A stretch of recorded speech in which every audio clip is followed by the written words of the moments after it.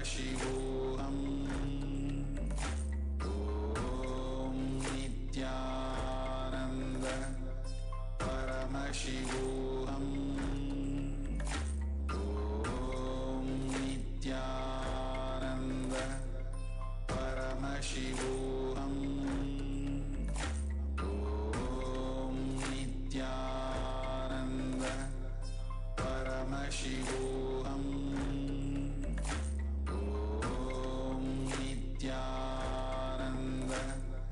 Paramashivoham.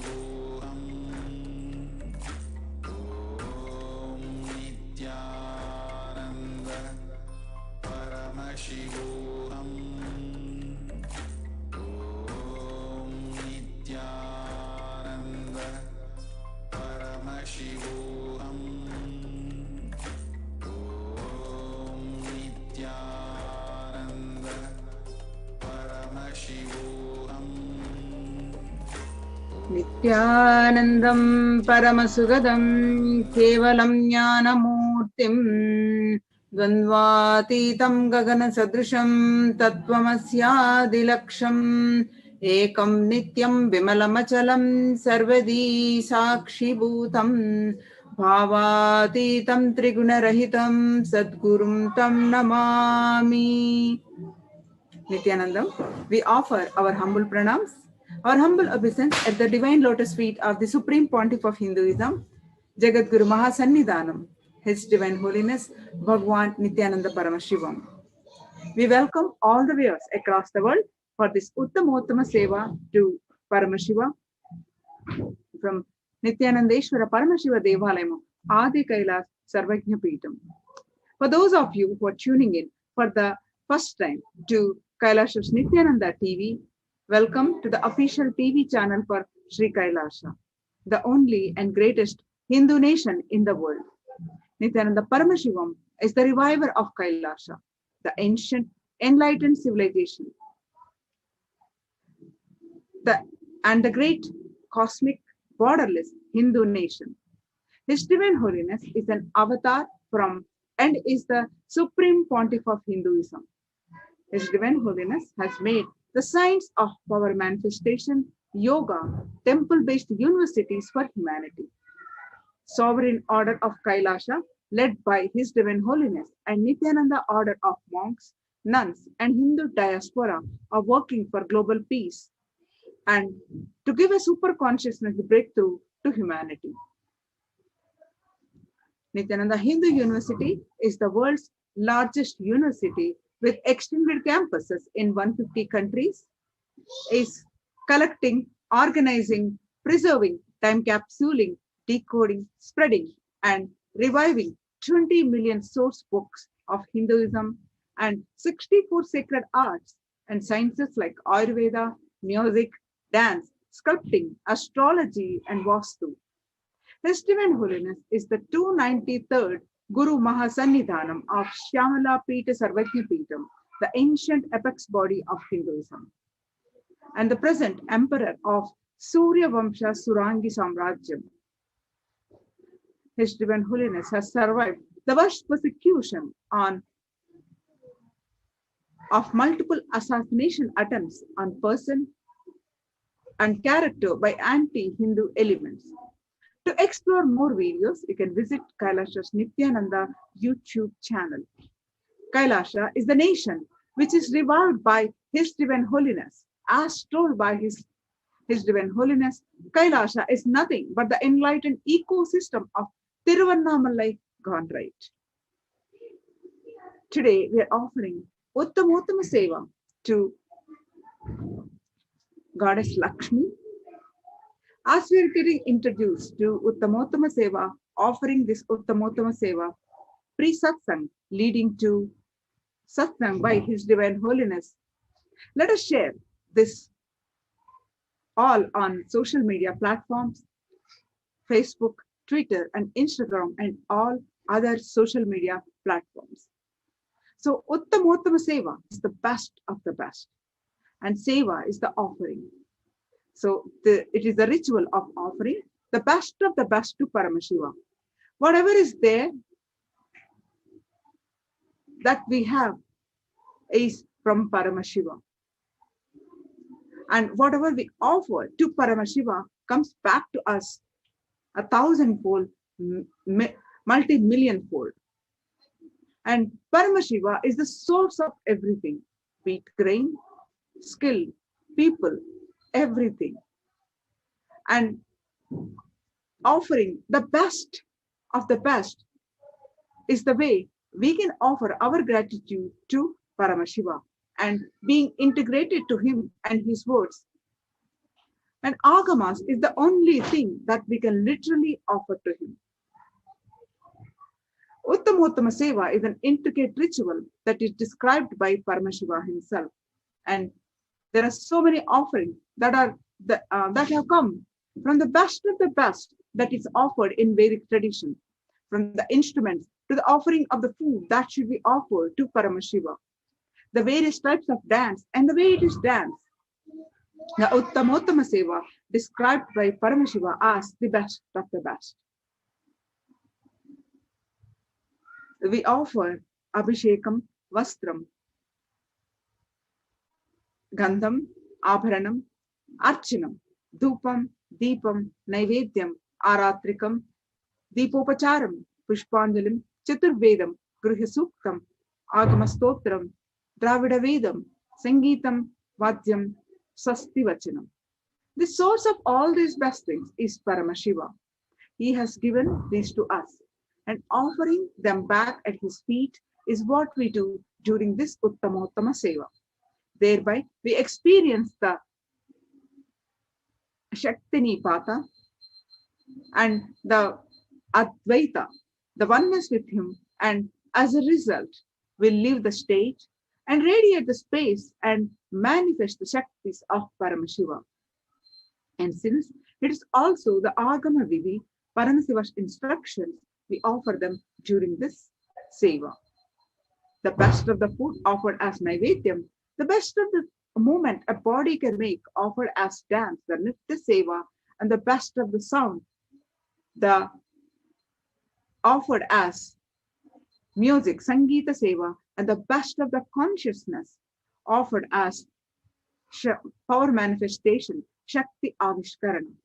The best that humanity can offer to Paramashiva as gratitude is offered in Uttamottama Seva. Today, we're offering Uttamottama Seva to Mother Goddess Lakshmi. Lakshmi, the goddess of all auspiciousness, wealth, prosperity, and fortune, among many other virtues. And she is the consort of Lord Vishnu. The earliest Vedic literature calls her Shri, and she later developed the name Lakshmi. Her name developed from the early Sanskrit and means the Laksha is goal. And it represents the goal of life, which includes worldly and spiritual prosperity. Lakshmi or Shri, as they are, whatever name we call, she is the mother of the world. The divine goddess, Shri Mahalakshmi, is also known as the Shri, described in the Vedas as goddess of wealth, prosperity, all auspiciousness, fortune, and power, and she is the embodiment of love and beauty. In her first incarnation, according to the Puranas, she was the daughter of the sage Bhrigu and the wife of Kyati. She is later born out of the ocean of the milk at the time of the churning, known of Kshira Sagara Madana. She, being the consort of Lord Vishnu and born as his spouse, consort whenever he incarnates. When he appeared as Lord Rama, she was born as Mother Sita, and she is inseparable from Lord Vishnu as a speech from meaning or knowledge, from intellect, the good deeds from righteousness. She represents all that is masculine, and Lord Vishnu represents all that is masculine, and she represents all that is feminine. So every goddess has profound importance in the Vedic tradition in Hinduism, which is reflected in the ancient scriptures. The goddess Lakshmi symbolizes our good luck, and the word Lakshmi is the Laksha, the goal of all of our life, as the spiritual prosperity as well as the material prosperity.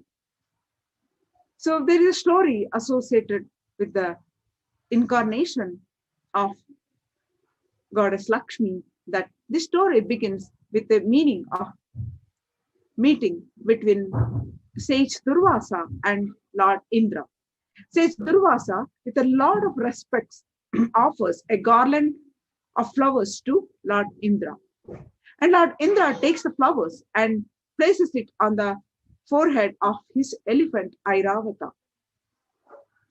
The elephant takes the garland and throws it down on the planet Earth and stamps it with its leg.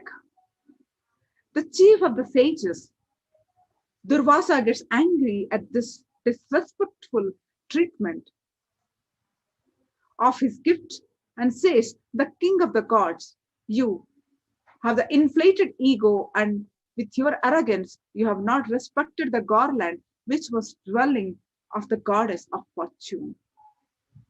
Says Durvasa curses Lord Indra that his kingdom will also be ruined, like he has thrown the garland and also onto the ground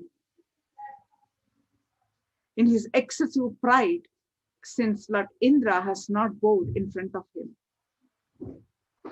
Says Durvasa walks away, and Indra returns to his capital, the Amaravati. The changes of Amaravati start to take place following Durvasa's curse. The gods and people lose their vigor and energy. Of all the vegetable products and plants start dying, men stop doing charity, minds become corrupted, people start engaging in ultimate sensory pleasures, and men and women start getting excited by objects. Everyone's desires becomes uncontrollable, and lot of self-destruction happening in the world. With the goddesses getting weak in the Sargaloka Amaravati, the demons invaded the gods and defeated them. This is the reason the gods and demons reside in us, are representative of the good and evil within us.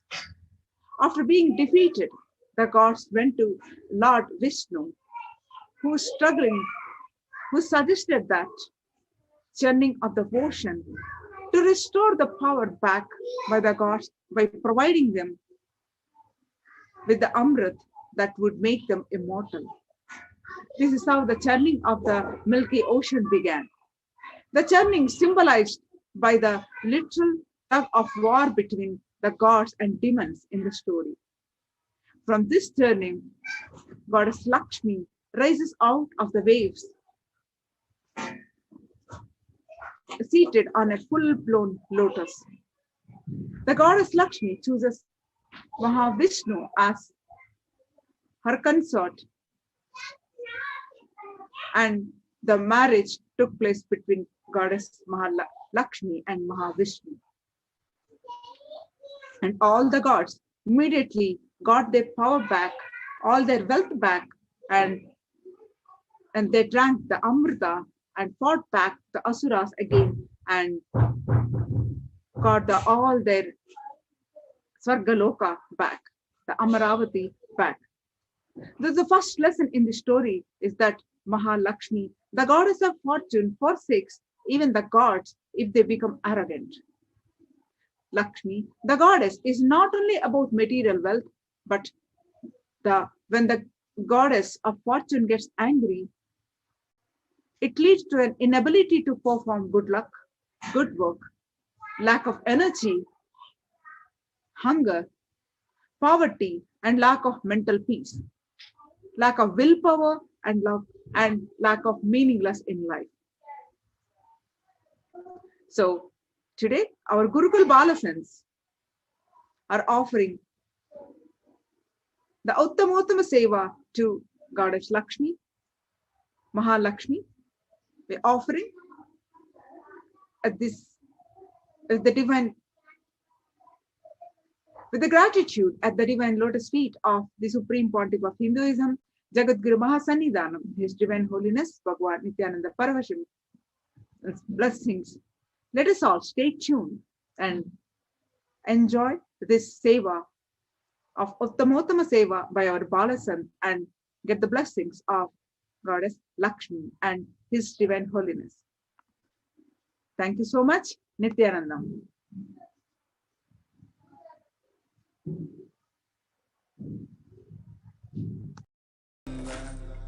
Paramashivoham.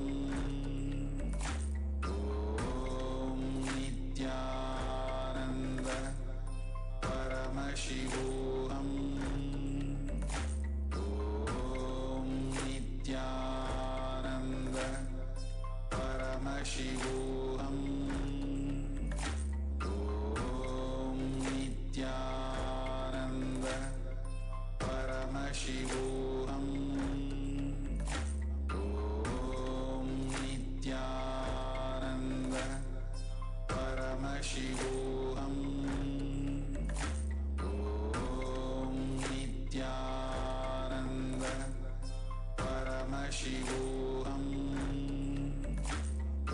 Om Nithyananda Paramashivoham.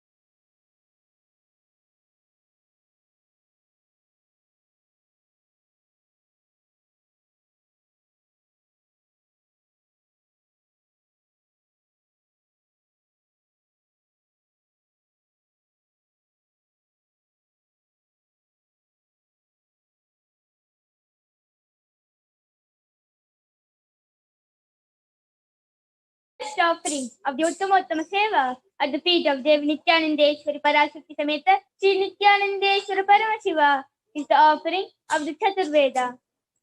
Deva Devottama Devata Sarvabhauma Akhilanda Koti Brahmanda Nayaka Sri Nithyanandeshwari Parashakti Sameta Sri Nithyanandeshwari Nithyanandeshwara Paramashiva Chaturveda Priya Chaturvedam Avadharaya. Rigveda Hari Om Agnimi Ile Purohitam Yajnasya Devam Hrispijam Hota Aram Ratnadatamam Hari Om.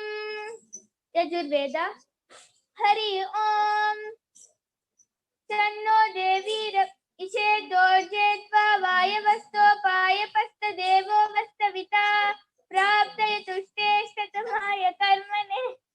Hari Om. Hari Om. Samaveda Hari Om Agna Ayahi Pitaye Grihano Havyadataye Nihota Sapti Barhishi. Hari Om.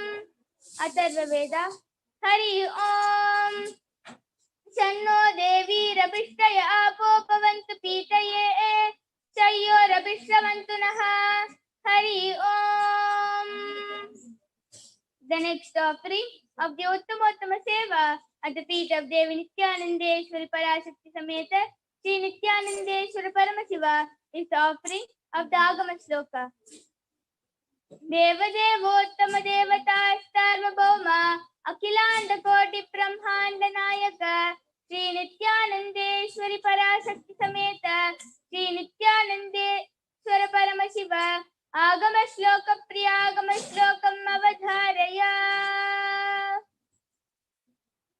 Shri भगवानुवाच अति कौतूहलाविष्ट पृच्छस्येतच्छृणु प्रिये यन्मे नेत्रान्तरे वह्नेत् यद्वानृतमनुत्तमम् तत्सर्वं कथयिष्यामि योगयुक्त्या शृणु प्रिये यत्स्वरूपं निजं सुप्तं व्यापकं सर्वतोमुखं सर्वभूतान्तरावस्थं सर्वप्राणिषु जीवनं योगगम्यं दुरासादं दुष्पापमकृतातमभिः ज्ञानादिषड्गुणायेते तत्रस्ताः प्रभवन्ति सा वै महाक्रिया रूपा संस्थितैका क्रियामता अणिमादिगुणा नष्टौ करोति विकरोति च एवं ममे च ज्ञानाख्यात् क्रियाख्या शक्तिरुच्यते दहनाप्यायने तेन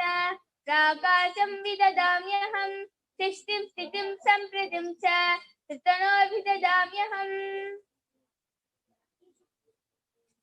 The next offering of the Utsamottama Seva at the feet of Devi Nithyanandeshwari Parashakti Sameta Sri Nithyanandeshwara Paramashiva is the offering of the Dravida Vedam. Devadevottama Devata Sarvabhauma Akhilanda Koti Brahmanda Nayaka Sri Nithyanandeshwari Parashakti Sameta Sri Nithyanandeshwara Paramashiva Dravida Veda Priya Dravida Vedam Avadharaya.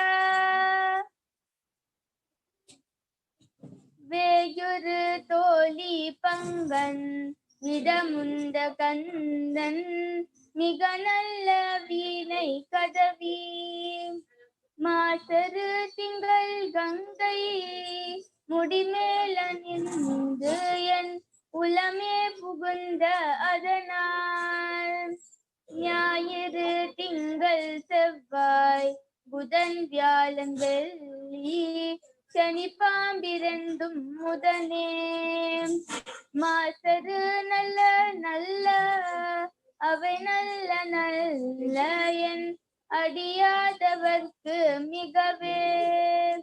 Siva திருச்சிற்றம்பலம்.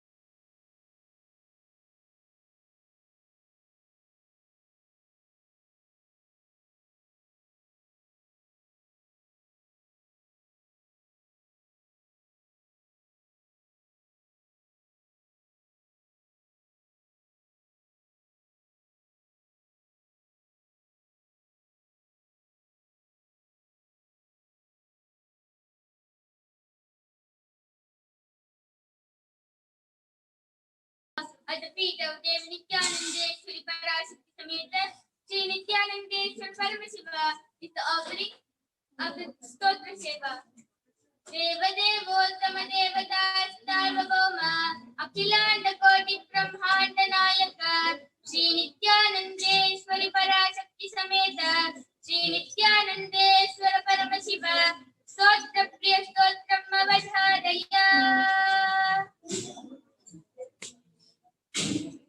सुमनस वंदित सुंदरी माधवी चंद्र सहोदरी हेममये मुनिगण वंदित मोक्ष प्रदायिनी मंजुल भाषिनी वेदनुते पंकजवासिनी देव सुपूजित सद्गुणवर्षिणी शांतियुते जय जय हे मधुसूदन कामिनी आदिलक्ष्मी सदपालय माम् आदिलक्ष्मी सदपालय माम् आदिलक्ष्मी सदपालय माम् जय वरवर्षिणि वैष्णवी भार्गवी मन्त्रस्वरूपिणि हेममये सुरगण पूजित शीघ्र फलप्रद ज्ञान विकासिनी शास्त्रनुते भवभयहारिणि पाप विमोचनि साधु जनाश्रित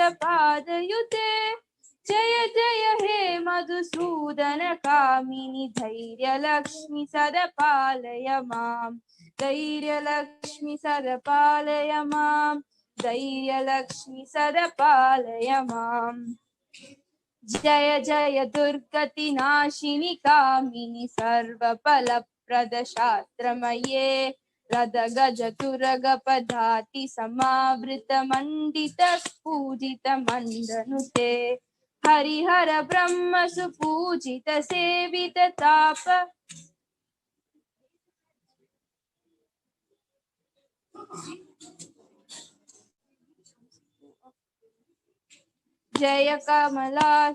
जय कमलाशिनी सद्गति दायिनी ज्ञान विकासिनी घानमये अनुदिनमर्चित कुंकुम दूषर भूषित वासित भाद्यनुते कनकधरा स्तुति वैभव वंदित शंकर देशिक मान्य पदे जय जय हे मधुसूदन कामिनी विजय लक्ष्मी सदपालय माम् विजय लक्ष्मी सदपालय माम् विजय लक्ष्मी सदपालय माम् प्रणत सुरेश्वरी भारती भार्गवी शोक विनाशिनी रत्नमये मणिमय भूषित कर्म विभूषण शांति समावृत हास्य मुखे नवनिधिदायिनी कलिमलहारिणी कामित फलप्रद हास्ययुते जय जय हे मधुसूदन कामिनी विद्यालक्ष्मी सदपालय माम् विद्यालक्ष्मी सदपालय माम् विद्यालक्ष्मी सदपालय माम् धिमि धिमि धिन्दिमि धिन्दिमि धिन्दिमि धुन्दुबिनाद सुपूर्णमये घुम घुम घुङ्गुम घुङ्गुम घुङ्गुम शङ्खनिनावर सूर्यनुते वेद पुराण इतिहास सुपूजित वैदिक मार्ग प्रदाशयुते जय जय हे मधुसूदन कामिनी धनलक्ष्मी रूपेण पालय माम् धनलक्ष्मी रूपेण पालय माम् धनलक्ष्मी रूपेण पालय माम् संतान लक्ष्मी सदपालय माम् संतान लक्ष्मी सदपालय माम्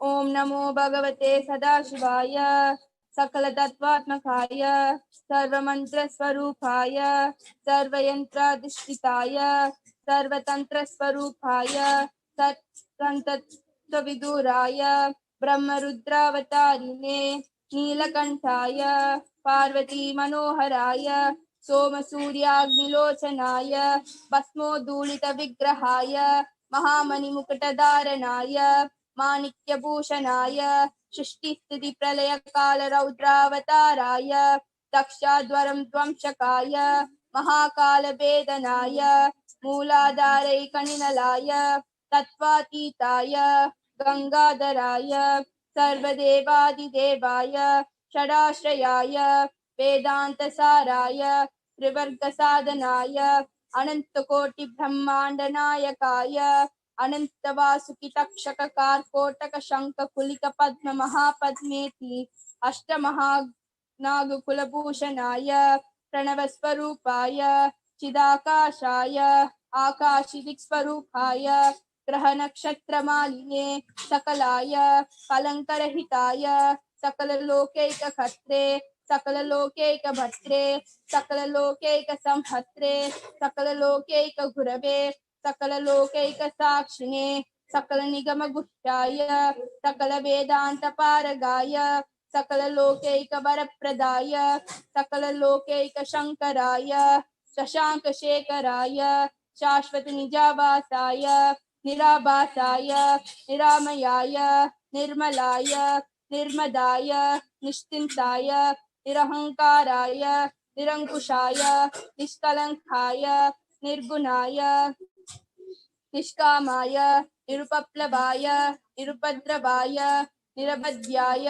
निरन्तराय निष्कारणाय निरन्तकाय निष्प्रपञ्चाय निस्सङ्गाय निर्द्वन्द्वाय निराधाराय निरागाय निष्क्रोधाय निर्लोपाय निष्पापाय निर्भयाय निर्विकल्पाय निर्भेदाय निष्क्रियाय निस्तुलाय निस्संशयाय निरुपमविभवाय नित्यशुद्ध बुद्ध परिपूर्ण सच्चिदानन्दात्मयाय परमशान्त स्वरूपाय तेजोरूपाय तेजोमयाय जय जय रुद्र महारौद्र भद्रावतार महाभैरव कालभैरव कल्पान्त भैरव कपालमालाधर खट्वांग खड्ग चर्म पाशांकुश डमरू शूल छाप बाण गदा शक्ति भिंडीपाल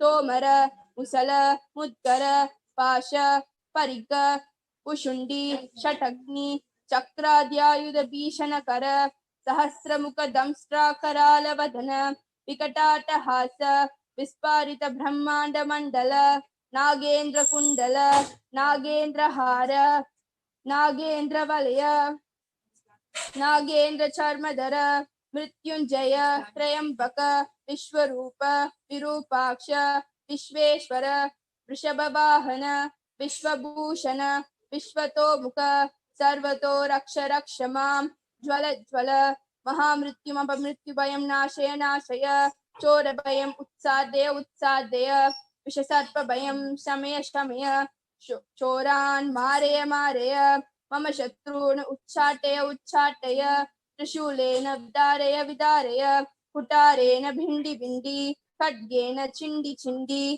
खट्वांगेन विबोधय विबोधय मुसलेन निष्पेषय निष्पेषय बाणैः सन्ताडय सन्ताडय रक्षांसि भीषय भीषय भूतानि विद्रावय विद्रावय कूष्माण्ड मारीच वेताल ब्रह्मराक्षसगणान् सन्ताटय सन्ताटय माम् अभयं कुरु कुरु पितृस्त्वं माम् आश्वासय आश्वासय नरकभयां माम् उद्धर उद्धर सञ्जीवय सञ्जीवय शत्रुभ्यां माम् आप्यायय आप्यायय दुःखातुरं माम् आनन्दय आनन्दय शिवकवचेन माम् आच्छादय आच्छादय मृत्युंजय त्र्यंबक सदाशिव परमशिव नमस्ते नमस्ते।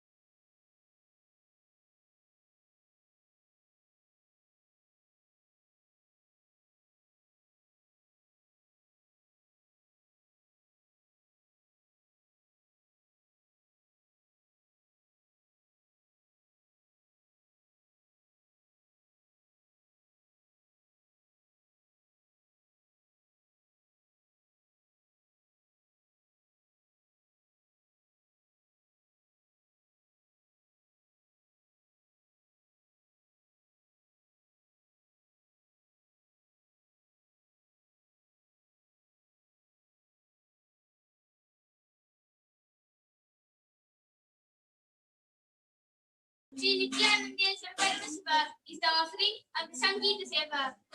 Deva Devottama Devata Sarvabhauma Akhilanda Koti Brahmanda Nayaka Sri Nithyanandeshwari Parashakti Sameta Sri Nithyanandeshwara Paramashiva Sangeeta Priya Sangeetam Avadhanaya.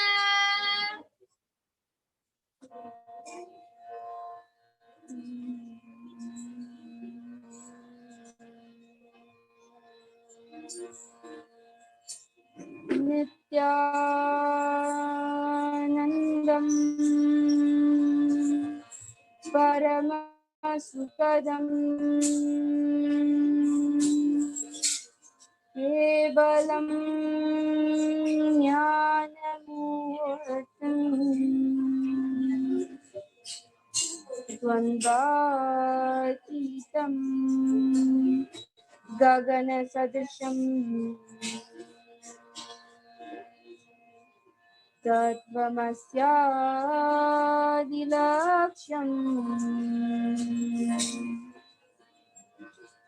Ekam Nityam Vimalamachalam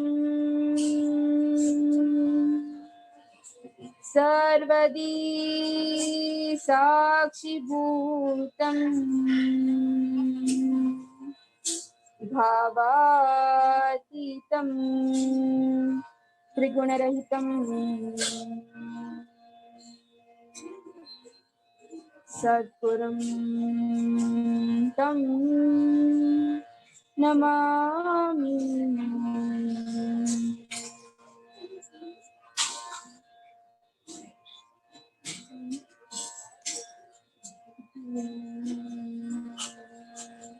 Om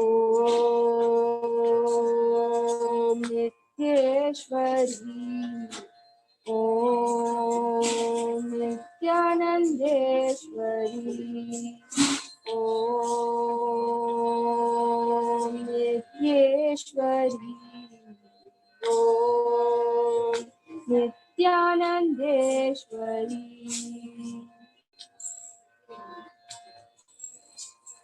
Kankodi Vendumadi Kannamma Unekam Kankodi Vendumadi Kankodi Vendumadi Kannamma Unekam Kankodi Vendumadi Unsuravili Padayanal Kannamma Kannamma Sorry,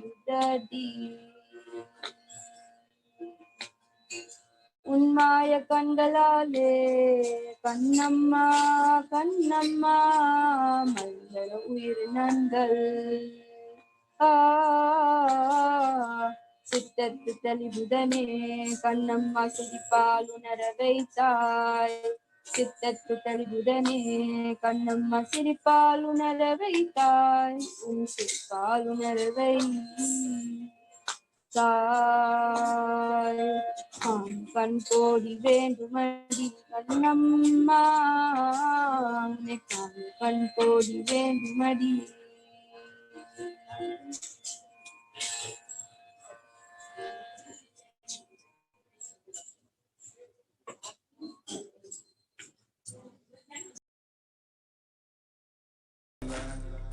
Paramashivoham. Om Nithyananda Paramashivoham. Om Nithyananda Paramashivoham. Om Nithyananda Paramashivoham. Om Nithyananda Paramashivoham. Om Nithyananda Paramashivoham. Om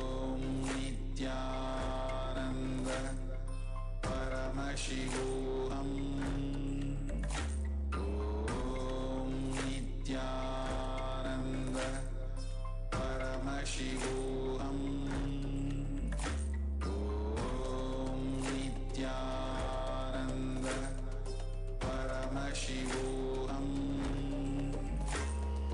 Om Nithyananda Paramashivoham.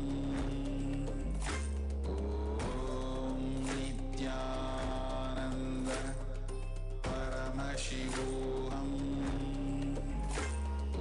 Om Nithyananda Paramashivoham. Om Nithyananda Paramashivoham.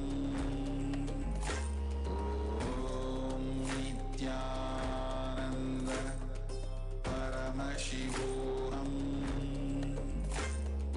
Om Nithyananda Paramashivoham. Om Nithyananda Paramashivoham. Om Nithyananda Paramashivoham. Om Nithyananda Paramashivoham. Om Nithyananda Paramashivoham. Of the Uttamottama Seva at the feet of Devi Nithyanandeshwari Parashakti Sameta Sri Nithyanandeshwara Paramashiva is the offering of the Nirta Seva. Deva Devottama Devata Starvabhoma Akhilanda Koti Brahmanda Nayaka Sri Nithyanandeshwari Parashakti Sameta Sri Nithyanandeshwara Paramashiva Nitya Priya Nityam Avadharaya.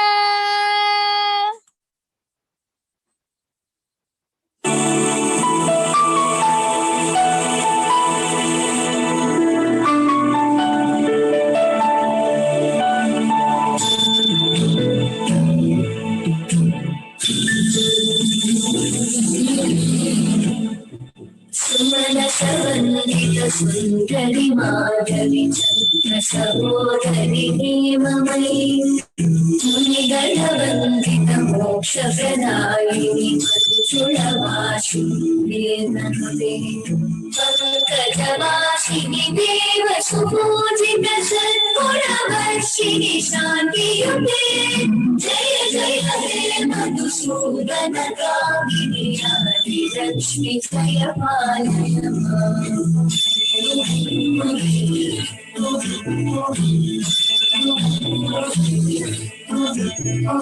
Kaikali Kalmashanashini Kamini Maitrikarupini Vedamayi Shirasamudhrava Mangalarupini Mantralivasini Mantrarupe Mangaladayini Ambujavasini Devaganashratapādayude Jaya Jaya He Madhusudana Kamini Jaya Lakshmi Jaya Palayama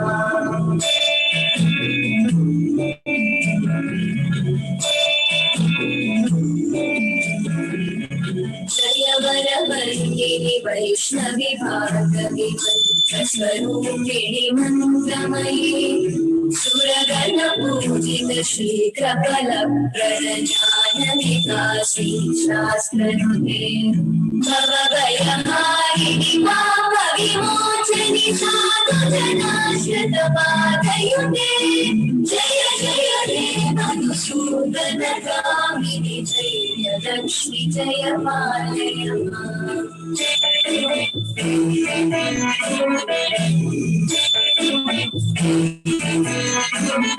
Jaya Jaya Durga Vinashini Kamini Sarvapala Shastramai Rata Gaja Tulaga Padadi Samayuta Parijana Mandika Srokanude Hari Hara Brahma Supujita Sevita Tapani Varini Padayude Jaya Jaya He Madhusudana Kamini Jaya Lakshmi Palayama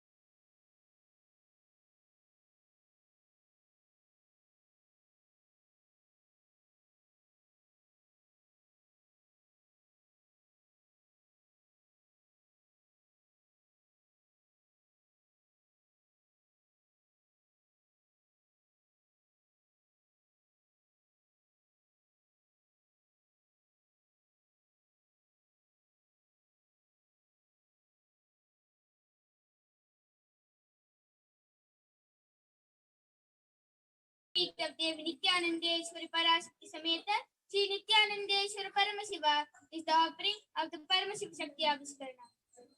Deva Devottama Devata Sarvabhauma Akhilanda Koti Brahmanda Nayaka Sri Nithyanandeshwari Parashakti Sameta Sri Nithyanandeshwara Paramashiva Paramashiva Shakti Avishkarana Priya Paramashiva Shakti Avishkaranam Avadharaya. Nityanandam Paramasukhadam Kevalam Jnanamurtim Dvandvartitam Gagana Sadrisham Tattvamasyadilaksham Ekam Nityam Vimalamachalam Sarvadi Sakshi Bhutam Bhavakitam Tribunarahitam Sadgurum Tam Namami.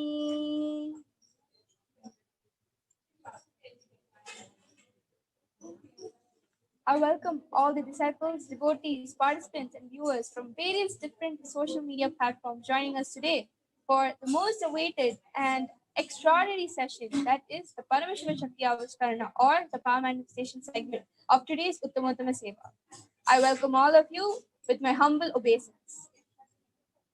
Before we get into the segment, I would like to set the context of the science of power manifestation and the source of power manifestation itself. The science of power manifestation was brought down by the primordial being, Paramashiva himself, to planet Earth. Eons and decades, or I would say years ago, 5,000 years ago to be precise, every single being on planet Earth were manifesting powers as their lifestyle, as their mere lifestyle. Like how we are able to do our daily chores like washing vessels and going out and working like that. Power manifestation was actually a lifestyle that everybody lived 5,000 years ago. And imagine when the super consciousness of each and every human being was that high, where they would manifest powers like in their daily life. You can imagine how the consciousness level, the consciousness has dropped down in today's world. And that is why the Supreme Pontiff of Hinduism, Jagatguru Mahasannidhanam, His Divine Holiness, Bhagavan Nithyananda Paramashivam, has incarnated as Paramashiva himself, the living representative of Paramashiva in today's world, to lead us all to that right path and make us understand and cognize and internalize that we are none other than but Paramashiva himself. While he is reviving Sanatana Hindu Dharma at its full glory, at full throttle, he is also reviving the lost science of power manifestation. And that just makes up 1% of the whole of Sanatana Hindu Dharma that Swamiji is beautifully reviving. This is a very, very important segment or a part or an aspect of Hinduism, because this is the core foundation or the pillar that we all operated from once upon a time. Anything that we needed was not through the education or the PhDs that we will gain, but it will be through power manifestation. It will be through downloading the knowledge. It will be through materializing what we want, or it will be through teleporting whatever we desire. So these are the powers that we are manifesting in today's world. And just with a touch or a word or a look given by His Divine Holiness. Today, all of you will be witnessing this extraordinary happening of a Balasan manifesting one of the powers out of the 464 plus powers of Paramashiva himself. And today's power is an extraordinary power, and that is the third eye solution. Yes, everybody might be wondering what third eye is, and don't worry, I got it. Third eye is an intra-organ that is situated between your eyebrows, right in front. Understand, every being who were able to manifest powers 5,000 years ago had a fully awakened third eye. But as years passed, that deteriorated into the calcification which blocked the third eye. And that is exactly when that is exactly what happens when Swamiji initiates. The third eye completely awakens. And that is the door to all of you to manifest the 464 powers of Paramashiva. And before we begin any further with the power manifestation, Ma, would you like to introduce yourself to all the participants? Krishna. Nithyananda, I am Vanshika and I am 14 years old, and I have been studying in the Gurukul past 3 years, and I have been manifesting a lot of powers of Paramashiva just by one initiation and just by connecting to Swamiji. And this is the backstory for all the Balasans. Just with one initiation, they are manifesting all 464 powers of Paramashiva. And understand, your ideas of people doing tapas, intense tapas of one leg in the air, being in a cold region, to be precise, in the peak of Himalayas, and doing tapas for 50 years, it's actually not needed. But just with one touch or look or word by Paramashiva, that is our divine holiness, Bhagavan Nithyananda Paramashivam, you are able to simply sit with yourself, chant the Mahavakya, connect with Paramashiva, and manifest the power. Understand, you are being a mere instrument or a medium for Paramashiva to flow through you, so he could express those powers that you want to express at that moment. So we are nothing but instruments or medium for Paramashiva to manifest. Understand, we are not the one manifesting, he is the one manifesting. So with this powerful cognitions, each and every Balasans, disciples and devotees operate from this powerful cognition and they manifest beautiful powers. And before we begin, we have a volunteer for today. Ma, would you like to introduce yourself? Nithyananda Ma, are you able to hear me? Nithyananda. Yes. This is Ma Seema from Hyderabad, and I'm connected with Swamiji from past 11 years. Since Wow. 2000. Yeah. And it's been a beautiful, wonderful journey being with him throughout. Several inner awakenings, and I've been with Gurukul for 6 months with you Balasans. This was in way back 2013. So I know what Balasans can do, and it's such a beautiful space to be with them. Yes. And, I think it's justice if you explain more of your experiences here with Swamiji for 7 years and 6 months with Gurukul Ma. Would you like to give us a short experience to all the viewers and the participants? Yes, I've had such beautiful experience. Like, being with being with Balasans in the Gurukul, it's like most of the time I give this example to people out in the outer world, saying, I never see a Balasan cry. You never see them comparing themselves with each other. They always come back to, uplift the other Balasans who's already getting low or crying or in a low mood.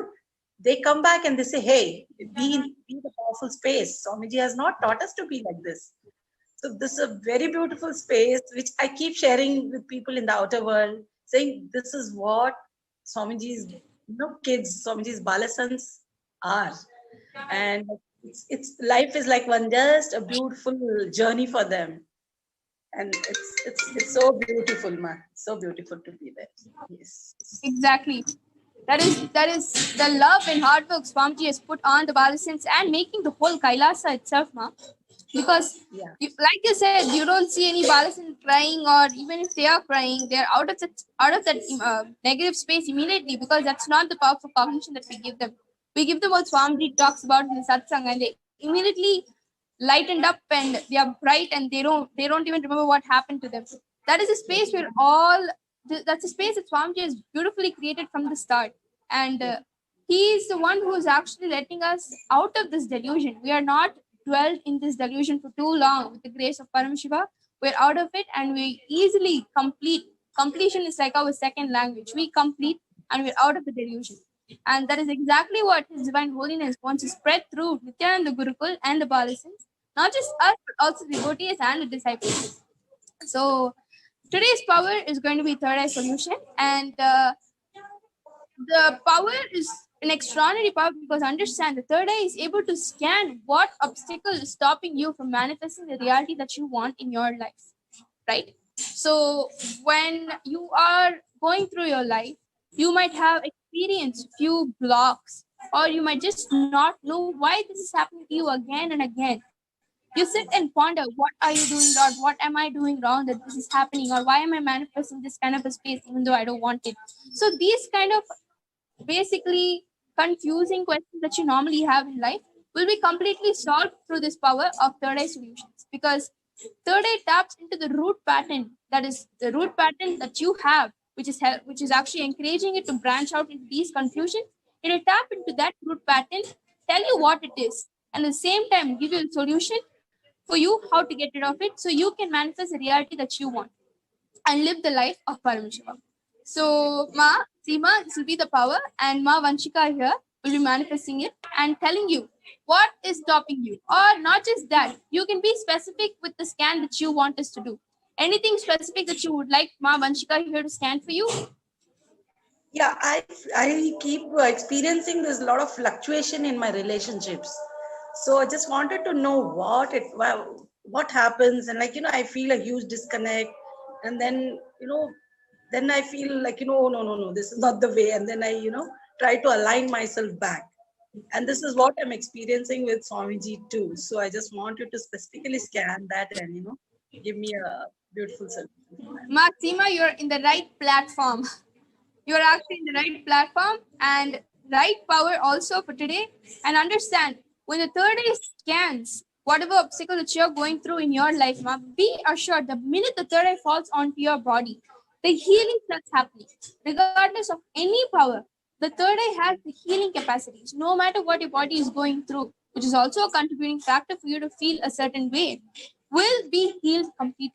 And some things that you just don't know about yourself is what third eye will actually tell you and help you with it. So without further ado, let us actually get into the power manifestation itself. So before we begin any power, we actually connect with Paramashiva by chanting the Mahavakya, or the three intense powerful words which is capable of getting us into the space of Paramashiva himself. And understand, when we are in the space of Paramashivatva, you have all the listening from Paramashiva personally to you. And this is exactly what we'll be doing right now before we get into the power. And I request all of you to sit with your head neck spine in a straight line and chant the Mahavakya along with us. Om Nityananda Paramashivoham. Om Nityananda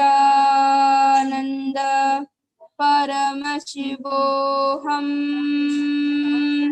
Om Nityananda Paramashivoham.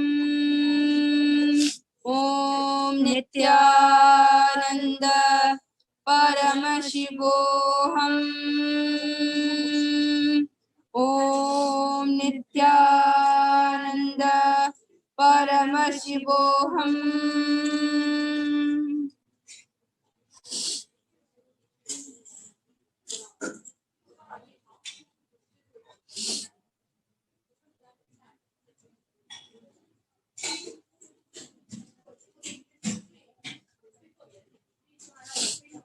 Are you done, Mavanshika? Yes, ma'am. Well, that was a very quick power manifestation.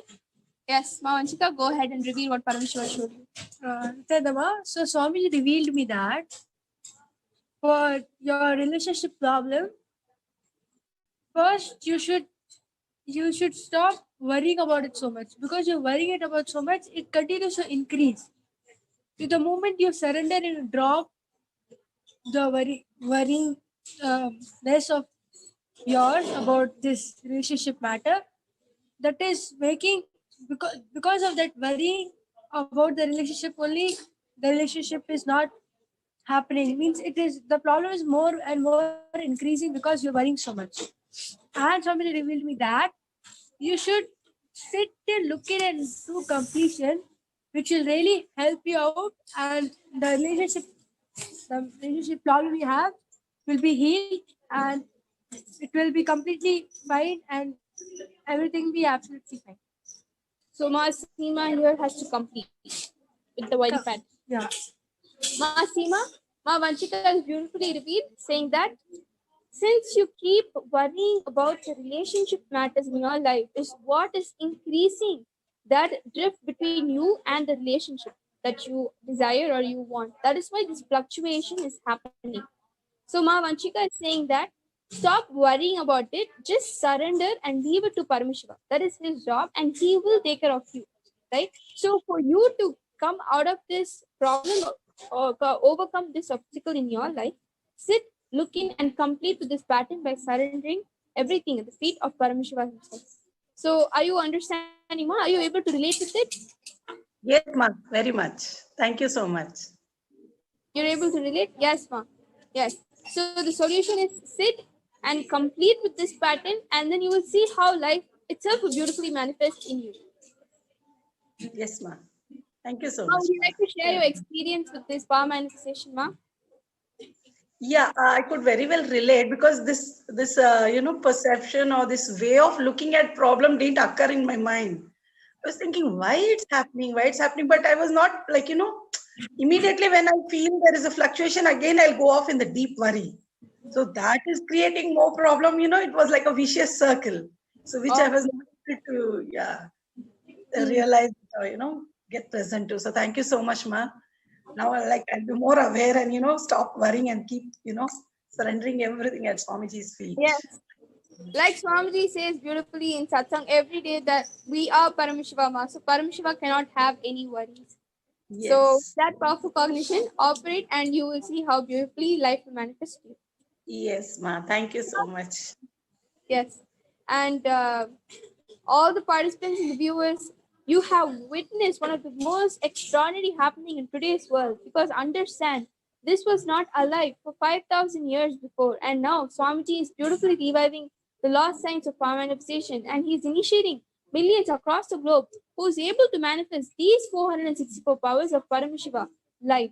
And if you also want to join and get these powerful cognitions and initiations from none other than His Divine Holiness, please join the Paramashivoham program and join various programs to get initiated and get familiarized with this science and Hinduism itself.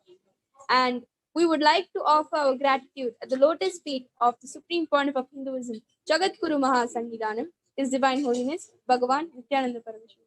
With this, we will be ending with the Purna Mantra. Om Purnamadah Purnamidam Purnat Purnamudachyate Purnasya Purnamadaya Purnamevavashishyate. Om Shanti Shanti Shanti Hari Om Tat Sat. Sarvam Bhagavati Nithyananda Paramashiva Paduka Pranamastu. Om Nithyanandam. Tune in for interesting upcoming events that's going to happen after Uttama Seva, and the most awaited live darshan and satsang from none other than His Divine Holiness.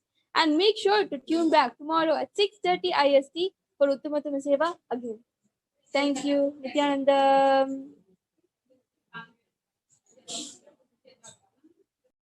As new as sunrise.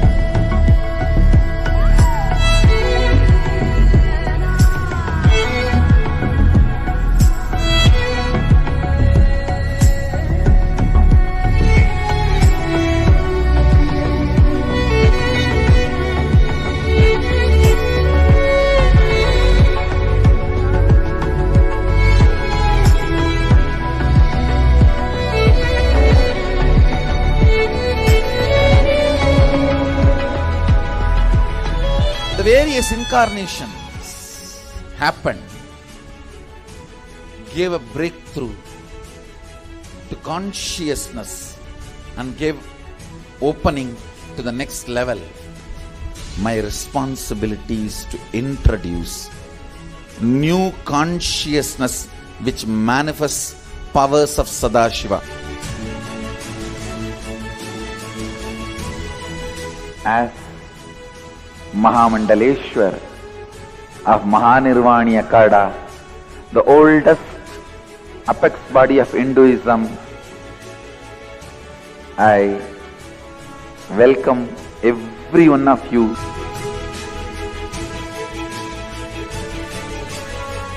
I have experienced Sadashiva in his completion, and he has empowered me to transmit that experience to all of you. It's my commitment to all of you. I'll make you experience and manifest Sadashivatva, powers and state and space of Sadashiva. When you manifest powers, naturally the state of Sadashiva and space of Sadashiva starts manifesting in you. More power manifestation, more integrity, more unclutching, more nirvikalpa samadhi, more joy, more restful awareness, more responsibilism, more enriching, more bliss.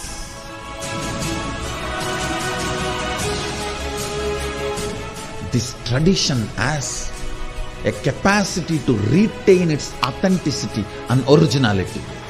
My purpose is to make this statement to the world. Hinduism is real.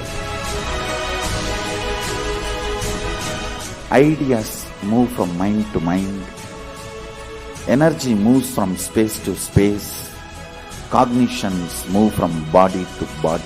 That is why even Sadashiva needs a body. He assumed the body because he needs body to transmit these cognitions to you.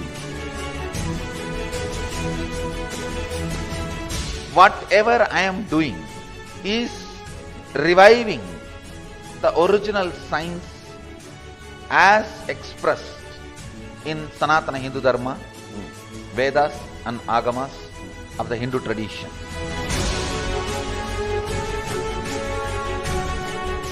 Given by Sadashiva, received by Devi, adopted by Vishnu to run this universe is Agama. Agamas insist on us serving beyond our frame.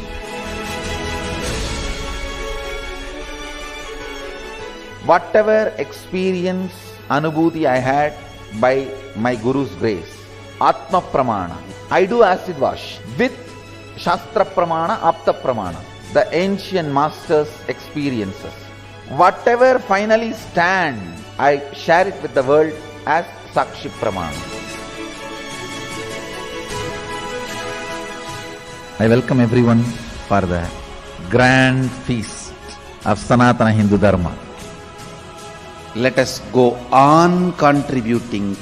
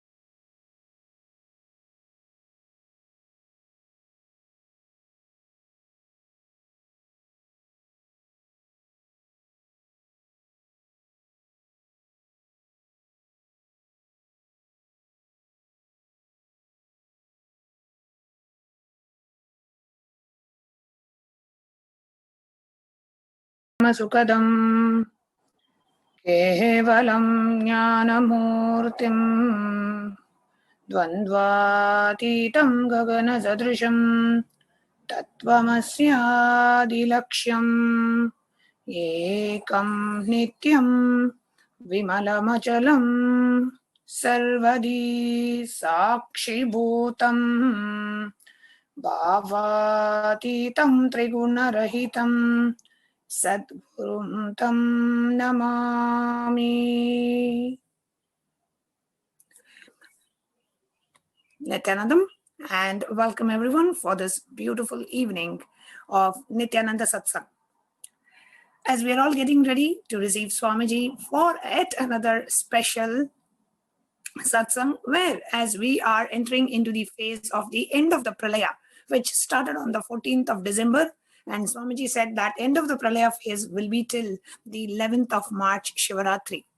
So with that auspicious time that we are ending into, a time of rebuilding, a time of creation, a time where we can expand ourselves in every dimension of life. At this auspicious time comes the most celebrated event in Kailasa, the Nithyanandotsava, the Avatar Day celebrations of His Divine Holiness, the Supreme Pontiff of Hinduism, Jagatguru Mahasannidhanam, Bhagavan Nithyananda Paramashivam.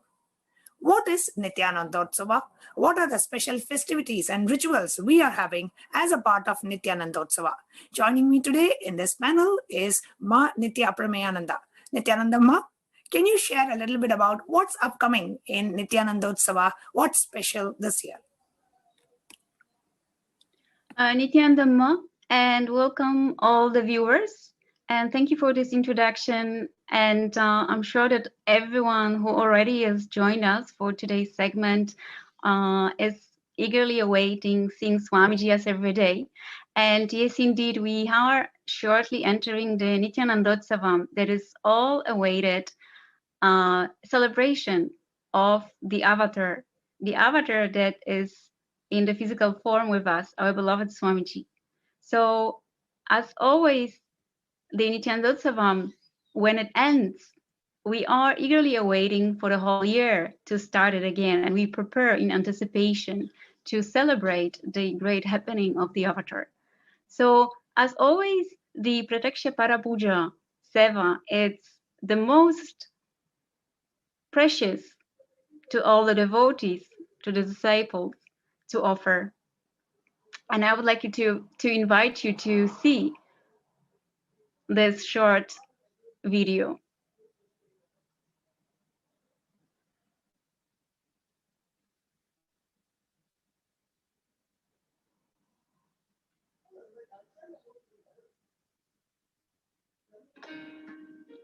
At least once in life, come face to face with God. A glorious tradition in Hinduism is Pada Puja, when the divine Paramashiva radiates through the master to receive your worship and love, bless you, comfort you, empower you to meet your desires, remind you that you are Him, not the limited human existence you identify with. Today, Paramashiva himself lives and walks among us as His Divine Holiness Paramahansa Nithyananda. Compelled out of deep love for you, He has descended in person to awaken you to the experience that you and He are one, and that He happens exclusively for you.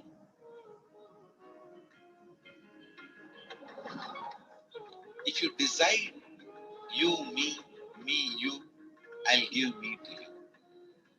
Come experience the ultimate, the Parama, that you possibly can. Allow yourself to receive what God has personally come to tell you. Come sit at His feet by performing the Pratyaksha Pada Puja.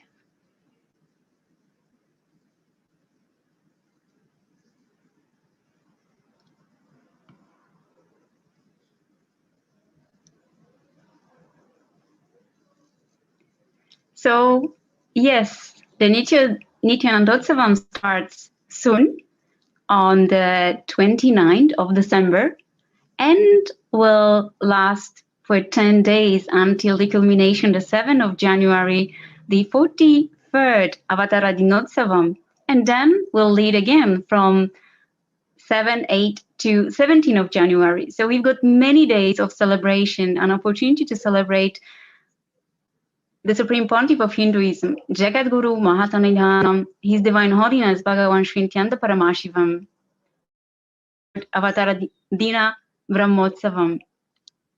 So I will tell a couple of more words. So just to give you a background, the Supreme Pontiff of Hinduism, Jagatguru Mahasannidhanam, His Divine Holiness, Bhagavan Nithyananda Paramashivam, is the Sarvabhauma Chakravarti, the Supreme Emperor of the Surya Vamsha Surangi Samraja Sarvanyapita. His Divine Holiness Swamiji is the reviver of the Shanmatas, the six main sampradayas of the Sanatana Hindu Dharma, like Ganapatyam, Kaumaram, Sauram, Shaivam, Vaishnavam, and Shaktam. The Surya Vamsham, the lineage of the sun god, has the unbroken lineage of Sarvabhauma Chakravarti who ruled the whole earth. This lineage has its source from Paramashiva himself. This lineage of Surya Vamsha is adorned by the great emperors of Vaivasvata Manu, Ikshvaku Harishchandra, Bhagirata, Dilava Raghu, Sri Ramachandra, and others.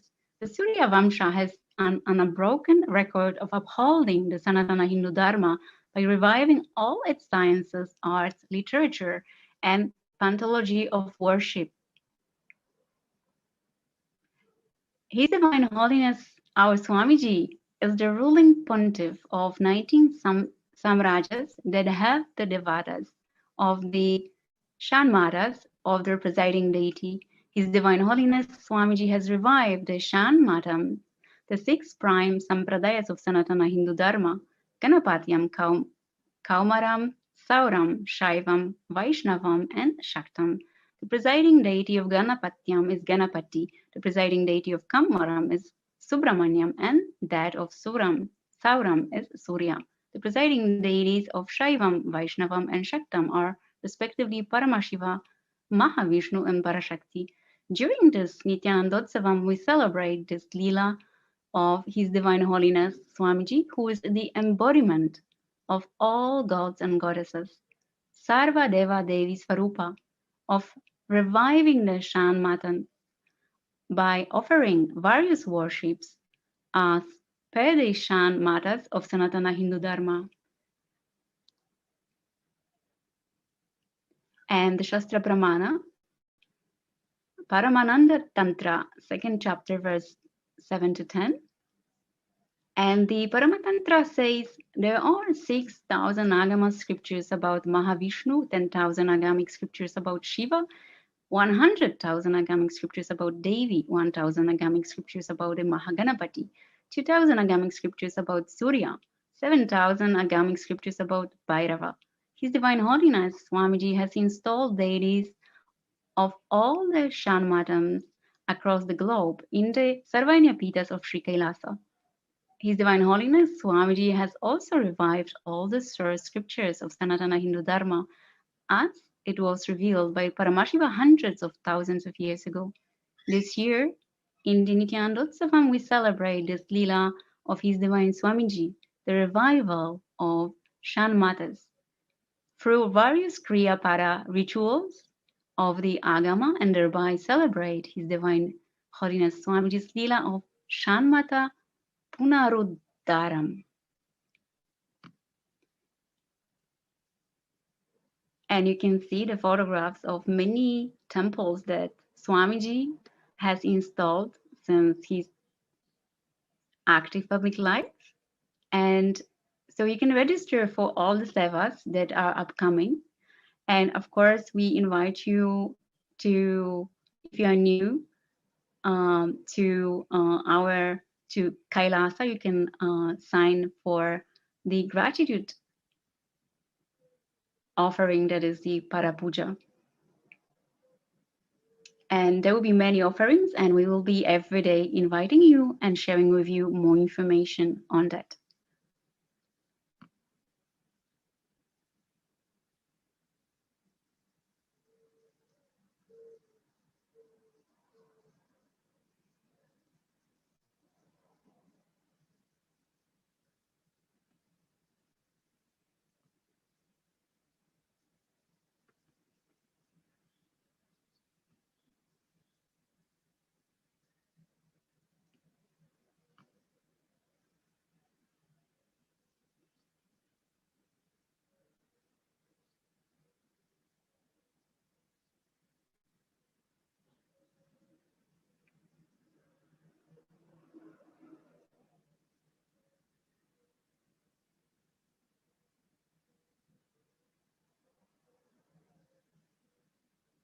Modern science says that all that exists, whether manifest or unmanifest, is a probability. Infinite probabilities create a quantum field of infinite potential. An observer collapses the probability wave into a particle. Your intention thus creates the reality. Call the observer effect. It is the very act of observation that precipitates any reality into existence. Hinduism is far advanced than this primitive understanding in the modern day. Hindus know this field of infinite potential as Paramashiva. Paramashiva permeates everything, manifest and unmanifest. He is intelligent, compassionate, and a myriad other auspicious qualities. Our scriptures provide detailed descriptions of how to invoke his presence on the earthly plane, the visualizations that manifest him, the mantras, sounds that invoke him, how he looks, his various dimensions, the actions that please him and have his blessings rain on you, the times in the past when he has manifested for us and led us through a breakthrough. Hinduism knows the art of communing with Paramashiva to manifest any reality we want. And when our effort and all the knowledge isn't enough, he himself incarnates in human body to show us how, to liberate us, to show us where we are stuck, to take us to oneness. Pratyaksha Pada Puja to His Divine Holiness Paramahamsa Nithyananda, Paramashiva incarnate. Sit at his sacred feet. Let him awaken you to your field of infinite possibilities, to your oneness with him. Register now. Pratyaksha Pada Puja.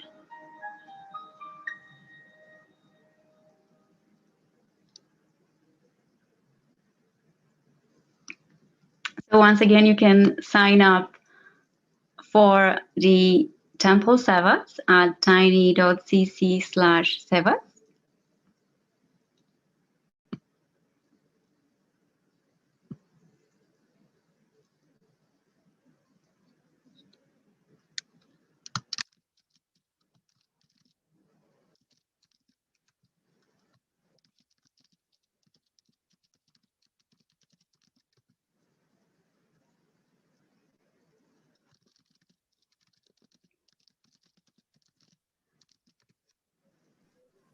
And with this, I give you back to Manyanatma Swami for the next segment. Thank you, Mahaprameya. Yes, we have beautiful celebrations coming up as a part of the Jayanti Brahmotsava of the Supreme Pontiff of Hinduism, Jagatguru Mahasannidhanam, His Divine Holiness, Bhagavan Nithyananda Paramashivam. Starting on the 29th with the Dvajarohanam, we have the Purvanga Puja, 4 days of Purvanga Puja, and then the Dvajarohanam is on the 29th of December, leading to the main Avatar Day, Swamiji's Avatar Dinotsava, the day Swamiji descended to planet Earth. Is on the 7th of January, the Margari Masa, Chitra Nakshatra is what we celebrate as the Avatar Day. Inviting each and every one of you for the grand Avatar Day celebrations. Join us throughout the whole Brahmotsava, the Nithyanandotsava, which is happening starting on the 29th of December. So with that, now we are having, Swamiji also announced a very special Paramashivoham program personally conducted by Swamiji himself, where we are going to be introduced to special alchemy products. Build yourself and build the nation. That is the theme of this special program that we are having starting on the 7th of January to the 27th of January. A very special Paramashivoham program is going to be conducted directly by the Avatar himself.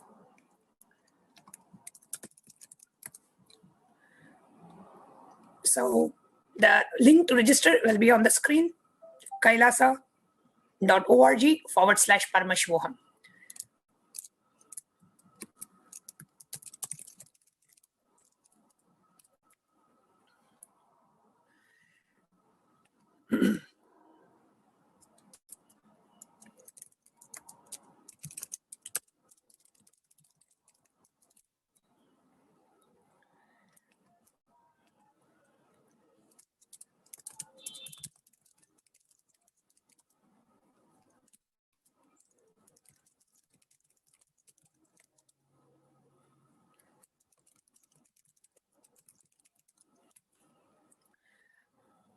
the special Paramashivoham program.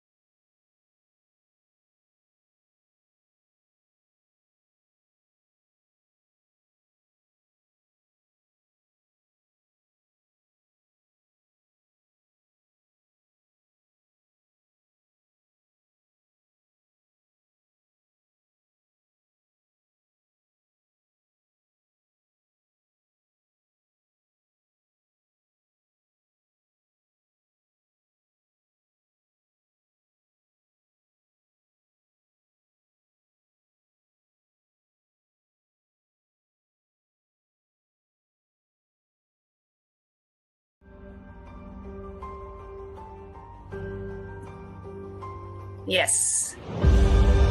What I mean by the word. Welcome back. Apologize for the technical glitch. We have the Paramashivoham 18th season, non-stop, running since the 20th of March. Started during the whole COVID pandemic and the Pralaya that started on the 21st of June. And now, even after the Pralaya ended, this Paramashivoham program has enriched thousands of people, made them hold on to the powerful cognitions during this Pralaya and helping people rebuild their life, relive the life with powerful cognitions. It has touched, transformed the lives of thousands of people worldwide. One such Paramashivoham participant whose life has been tremendously transformed by the program is here with us today. Let us see who that is. Nithyananda Ma, can you please go ahead and introduce yourself? Can you unmute? Nithyananda Ma. I'm Anjana. I live in Michigan. I work as a research scientist in Michigan University in the field of material science. And okay, beautiful. How long have you known Swamiji? I know Swamiji from last 2 years.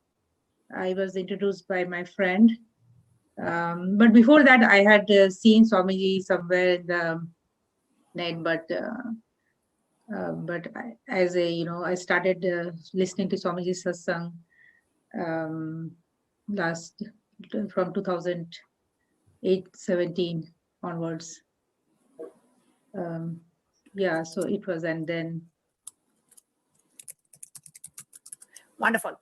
And when did you come to know about the Paramashivoham program? During Satsang, when Swamiji, one of the Satsang just before the pandemic, Swamiji announced that he's going to conduct the first Paramashivoham. So we all jumped into that. And it was such a wonderful experience. Beyond, like the whole world was reeling under coronavirus and we were completely unaware of anything going outside world. We're just enjoying. It was a blast, actually. We enjoyed so much during that time, and the whole we were completely unaffected by the whole pandemic situation. And still, I feel Swamiji's blessing, Swamiji, all that protection has helped us so much that still I'm not affected by anything by all this pandemic. The whole world, like we see it's very sad situations. People see people dying and affected by, they're so mentally disturbed. But I would say that I'm not affected at all. So that's a huge blessing. How Swamiji created that space, and it's unbelievable. It's I would say that is the biggest thing I would say we got through Paramashivoham, and with the whole situation still going on, but I'm totally unaware of. I know that things are going on, but personally, I'm not affected.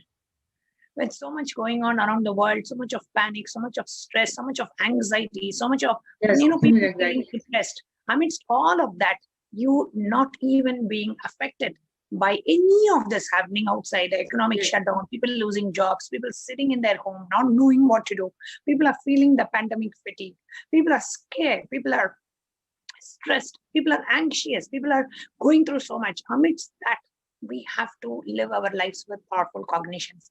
At this time, came as a panacea for all these that the world is going through, was the program offered to the world absolutely free. Anybody from anywhere can do this program. The program is offered absolutely free of cost for anybody.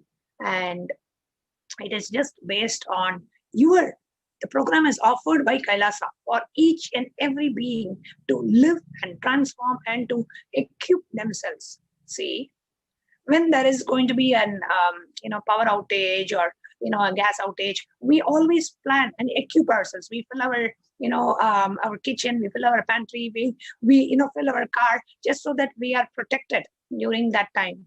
Just like that, during this COVID time, during this pandemic time, we need to equip our inner space with powerful cognitions. So we don't allow the outer negativity to enter us. And that is what that immunization, not just the COVID vaccine immunization, but the inner world, the inner software immunization is what Swamiji had done to all of us. And whoever just held on to Swamiji, whoever just held on to Paramashivoham was completely protected and not affected at all by the pandemic, whichever part of the world that you are.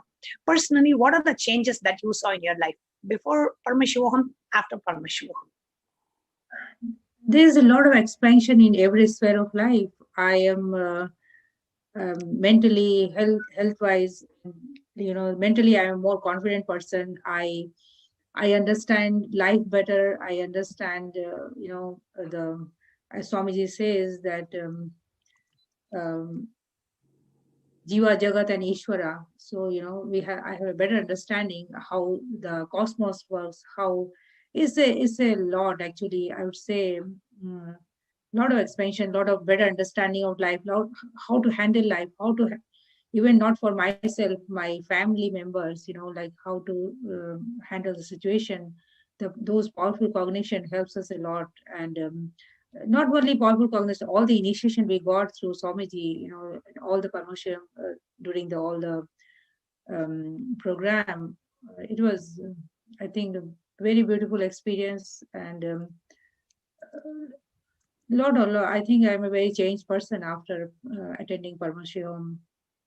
So in every sphere, and health-wise also, some of the things which I was going under, it automatically went off. Like for example, I had a little bit. Sometimes I used to have pain in the body, and especially in the legs area, but it automatically just disappeared during all this time. I'm more healthier. I'm aware, and we did Nirahara, and I'm now doing the Samayama. And so all these changes, how the food habits, and I have lost weight, and so more clear understanding about what I should do, and so a lot of things. A lot of things have changed after Paramashivam. Wonderful, Ma. And if you have to share about Paramashivoham program to people who don't know about the program, what would you share? What would you tell?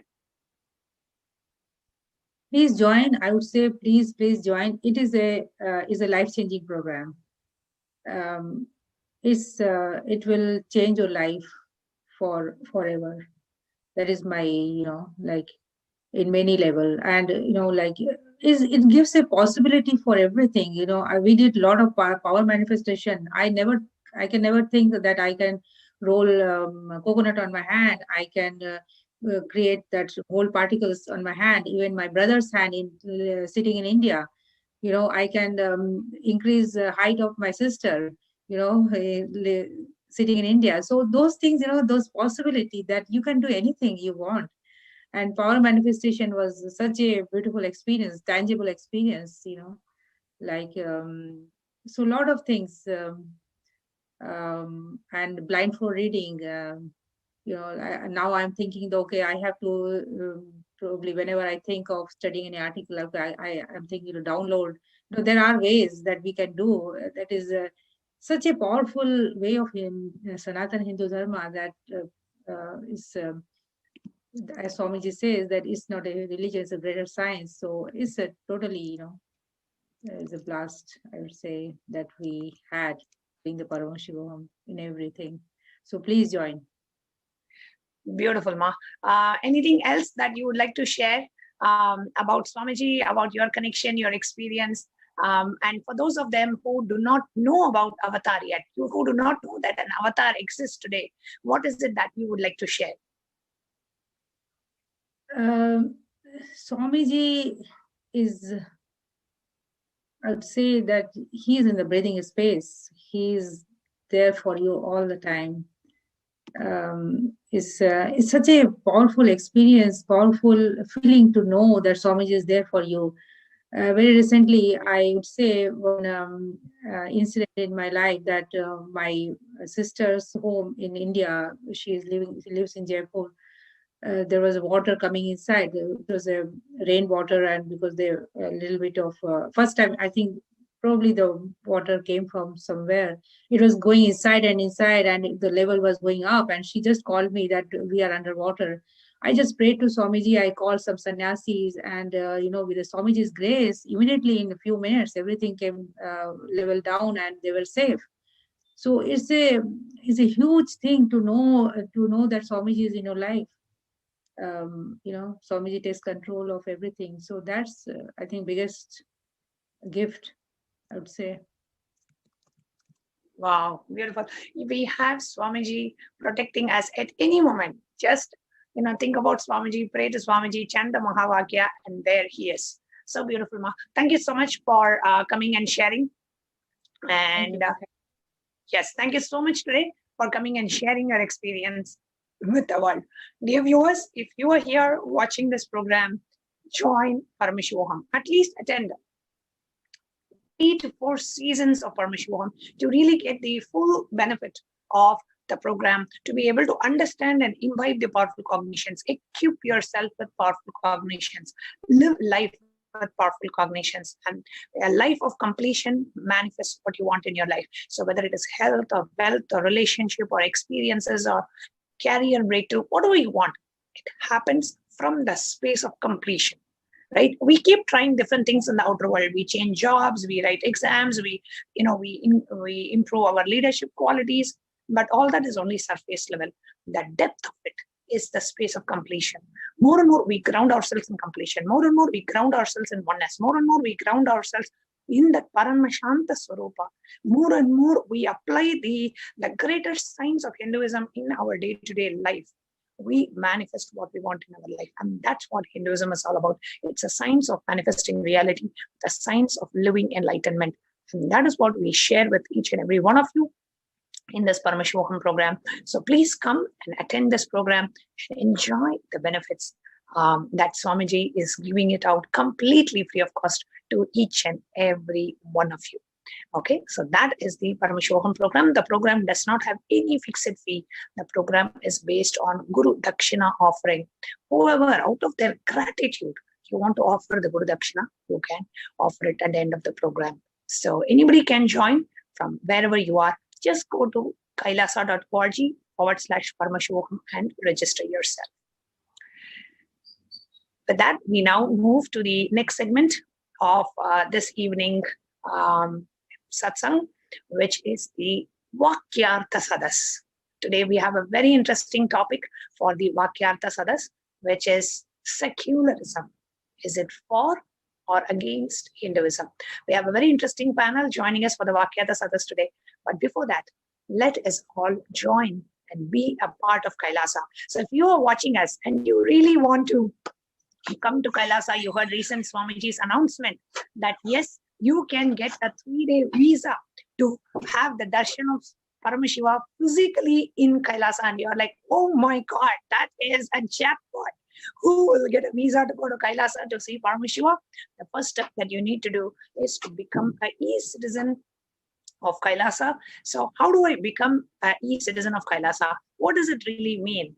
And how do I receive an e-passport of Kailasa? Let us watch this video.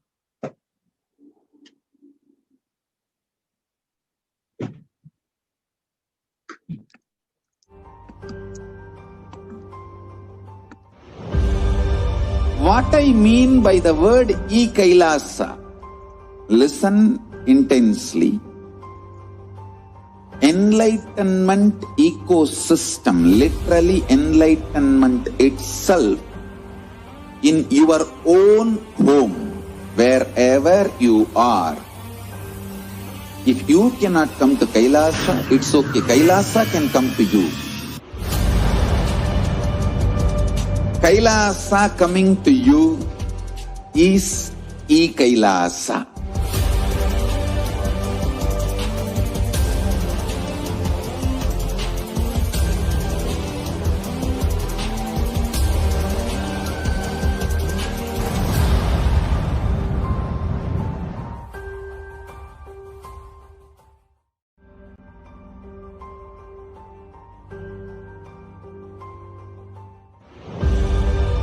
What I mean by the word KAILASA, listen intensely. Enlightenment ecosystem, literally enlightenment itself, in your own home, wherever you are. If you cannot come to Kailasa, it's okay. Kailasa can come to you. Kailasa coming to you is KAILASA.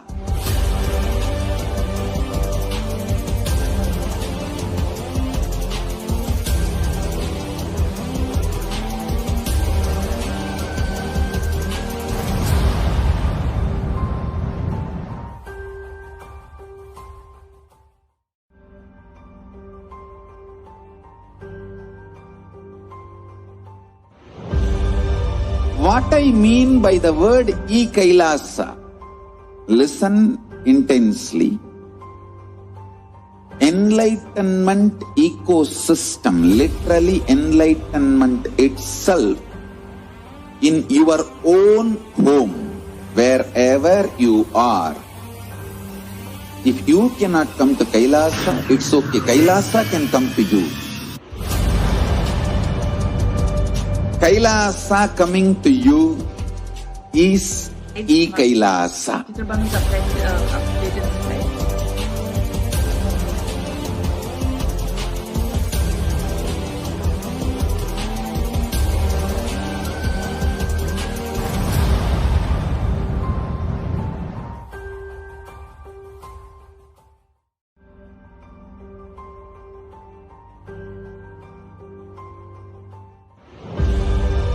What I mean by the word KAILASA, listen intensely.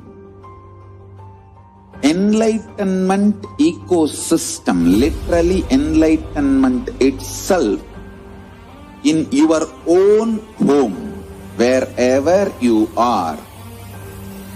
If you cannot come to Kailasa, it's okay. Kailasa can come to you. Kailasa coming to you is KAILASA.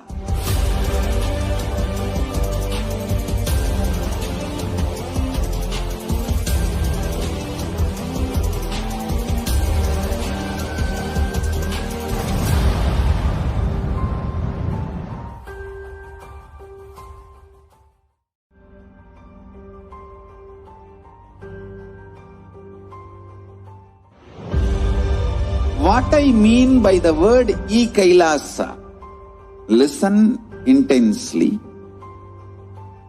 Enlightenment ecosystem, literally enlightenment itself, in your own home, wherever you are. If you cannot come to Kailasa, it's okay. Kailasa can come to you. Kailasa coming to you is e-Kailasa.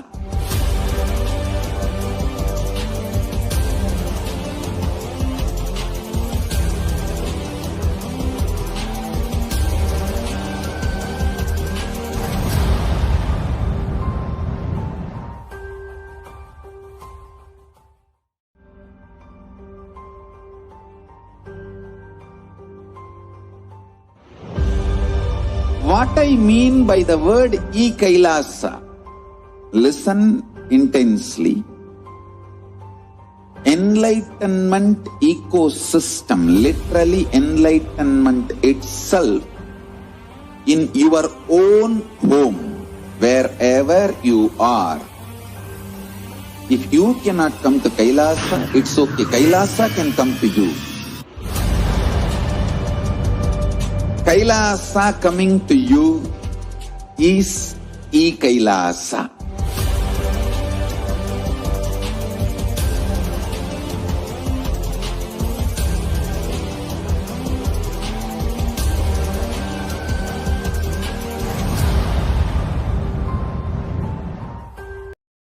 For a very interesting Hindu debate, Vakyartha Sadas.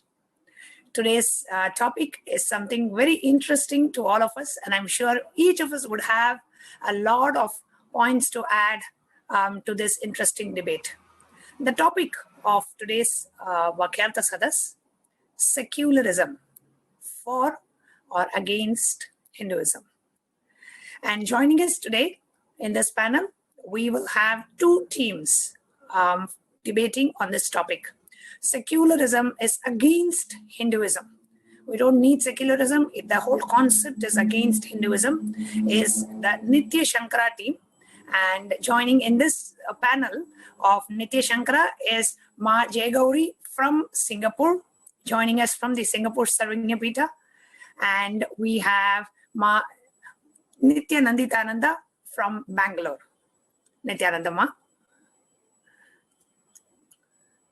Next, we have in the Ananda Vyasa team saying secularism is for Hinduism is Nitya Chitrabhanu from Tamil Nadu, Kunnur, Tamil Nadu, India. Nithyananda Ma. Yes. All of us are live, and we are live on Nithyananda TV now. So here the debate starts, and I would like to invite all our viewers to come and join us in this debate. You can be a part of the Nitya Shankara team saying secularism is against Hinduism, or you can join the Ananda Vyasa team saying secularism is for Hinduism. We will be taking the inputs and the debate points of the viewers as well. You can comment under the Facebook live stream. So if you go to facebook.com/Paramahamsa Nithyananda, which is the official Facebook page of the Supreme Pontiff of Hinduism, His Divine Holiness, Jagatguru Mahasannidhanam, Bhagavan Nithyananda Paramashivam. You will be seeing the Facebook channel, the page going live, and we are live in that Facebook channel, Swamiji's official Facebook channel. So you can comment under the Facebook live, and we will be taking the comments of the viewers as well. And we want to invite each and every living and practicing Hindu around the world to come and vote for if you feel secularism is for or against Hinduism. It's one of the voting topics that we have. So you go to kailasa.org/Hindu votes and cast your vote today as you hear this debate. Okay, so we have the Nitya Shankara, secularism is against Hinduism. Ananda Vyasa, secularism is for Hinduism. Who would like to get started first? Nithyananda Ma, Chitrabhanu would first, I want to thank you for inviting me to the panel again. And I would like to, start off the debate by defining what is secularism. Okay, the National Secular Society defines the principles of secularism as separation of religious institutions from state institutions. So it's a separation of religious institutions from state institutions and a public place where religion may participate but not dominate. Second point is freedom to practice one's faith without harming others, or to change it, or not to have one according to one's own conscience. Third point is equality, so that our religious beliefs or lack of them doesn't put any of us at an advantage or disadvantage. Secularism protects both believers and non-believers, ensures religious freedoms, assures equal access to public services. It's all about democracy and free expression. It is not atheism. In my opinion, being secular is democratic and allows an individual to progress in his individual evolutionary journey, wherever or however that may be. Hinduism is a democratic, secular lifestyle.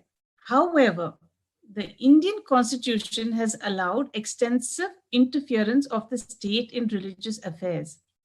The applicable code of law is unequal on several religious matters such as marriage, divorce, inheritance, alimony, etc. It is varied for different religions, as this has been defined by Wikipedia. There has been a rumble nowadays for a one law for one country, but it's not applicable as of now.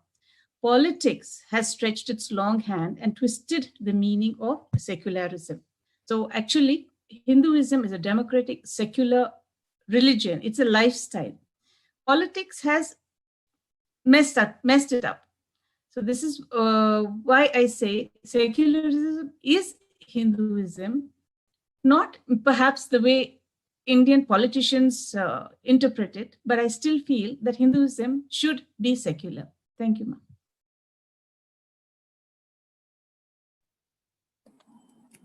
Hinduism should be secular. Yes. Nitya Shankara, go ahead. Okay. I want to first of all tell you something. The thing is that in India, we still are not very clear about what is secularism itself. Like you just said, in secularism, it means that, you know, your politics is different and your religion is different, people are different, everything is, that's all fine in the West. But as far as India is concerned, if we take only the Indian scenario, it's like so vague. Nobody has a clue what is secularism. Is it anything to do with the people, or is it government, or is it religion? What exactly is secularism is kind of very, very unclear. Nobody has a clue. So what people are doing is that because we are kind of not clear and it's kind of very vague, people are using it or abusing this terminology, secularism, to promote themselves, to promote their own religion or whatever whatever is their way of lifestyle. So, and the second thing you're talking about is that, you know, we are a democracy. So when you're saying about democracy, in our school times, you know, we've been learning in our school, you know, democracy is of the people, by the people, for the people, and it's like drummed into our ears about democracy. Now, when I'm looking at it from the secularism point of view, so it's so much like, you know, you say by the people, now it is literally by the people, like B-U-Y, by the people. So it's like, you know, political parties and people are actually buying people into their religion and calling Hindus as, you know, you're all supposed to be this way, you're all, you know, soft spoken, and you're supposed to be secular, and you're all in oneness. And, you know, that is kind of drummed into our ear, so much so that Hindus have started feeling that we are a kind of people who will just give. So we are like willing, just take it, take it, take it. So we are like now in a state where we don't have anything. We've already lost so many countries. So what else do we have? Everything is gone. And you're still talking about secularism, while everybody else is secretly or, you know, quietly, they are doing their bit to protect themselves, their own religion or whatever they're practicing. They are protecting themselves. It's only the Hindus who are so integrated about secularism because we don't have the courage to fight, because we don't have the guts to stand up and say, hey, come on. No, this is, you know, there's a total bias here. We are not having the courage to defend and say, if you're secular, everything should be the same. It's not that, you know, we are secular country, so all of you can enjoy. Hindus, no way, you cannot do it because you're a Hindu. So that's what is being happening in India. So in India, secularism is anti-Hindu. Being anti-Hindu is secular. I want to add some. compliment some of the things that she's been, Ma Jaya has been saying. See, just like many aspects of India, where we just directly took everything from the last people who ruled us, and which is the Britishers, without at all understanding the DNA of this country or this subcontinent, that what is theirs cannot be directly applied here. Now, whatever they may have been doing, it suited their rule, their 200 odd years of rule. But once we got independence, we should have taken into consideration our ethos, what has made this country, what has brought this country thus far. And if you ask me, I really feel the word secularism just doesn't fit into the context of India at all.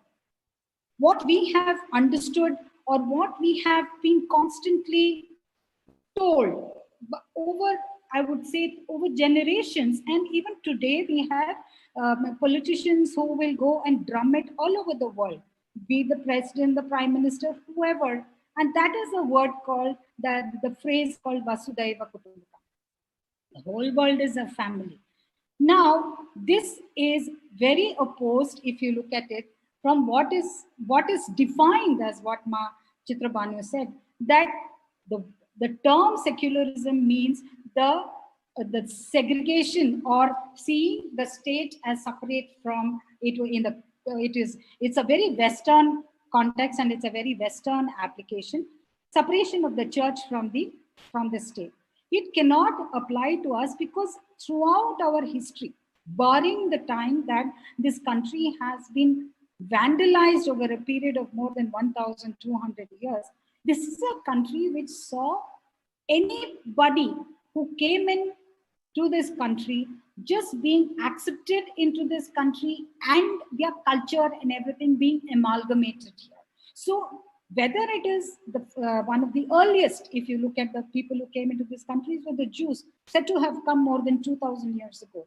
Then subsequently it was the Zoroastrians, and then there have been the Syrian Christians, and then there have been so many. There have been the Greeks, the Romans, so many people who came and became, we just accepted them, and they were given the freedom to practice their own, their faith and whatever it is. So, or whatever is the culture that they brought into this country, and it became a part of this country. So we did not consider this when we decided to use the word secular.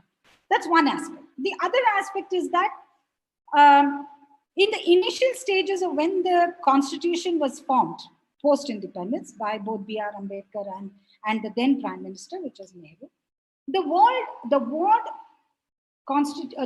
secular was left out. They did not bring it in, probably because they understood that Indians per se understand the Upanishadic concept of Vasudhaiva Kutumbakam, and therefore it is understood that we all accept each other, and we therefore accept each other's culture, and we look on everybody as having their place in this society. So if we really see, secularism in this country has really only polarized this country. And it has been especially disadvantageous as far as the Hindus are concerned, who are supposedly in a majority. We may have been a majority at the time of independence, but in the garb of secularism and allowing the minority faiths to exist, it has been at their advantage, and it has been at our disadvantage. So if I were to look at it in the way this whole idea of secularism has operated in this country, it has been disadvantageous for the Hindus, and it has mutilated us virtually, and it continues to mutilate us in so many spheres. And if I were to look at the very latest developments of it, I have been a personal, I've been at the receiving end of this. But aside from that, if we look at it, come, let us see, I'm taking one example because in the course of the pandemic, there are quite a few festivals we have not been able to have in the same gung-ho. But for some reason, suddenly everybody wakes up when it comes to Diwali. And 15 or 20 days before Diwali, messages went off on WhatsApp that this is the pandemic, so please do not burst crackers. Okay, it's only when Diwali comes that crackers become a problem, and opposing the fact that in certain states in the north, it is really the agricultural stubble burning which is leading to the smogging and the fogging over there, and not the 2 days or 3 days of that the burning of the crackers that happen.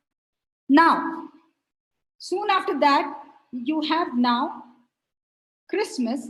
Supposedly, there is a minority community here in India, but already Christmas is, the tom-tomming of it started in the malls of this country way long ago. So what is happening? What is really happening? What I have a feeling is, explain first. Tell us what really you understand by secular before it is imposed on the people. All right, because as Hindus, this country has no clue about the rich heritage of this country. They have no clue about the persecution that has taken place.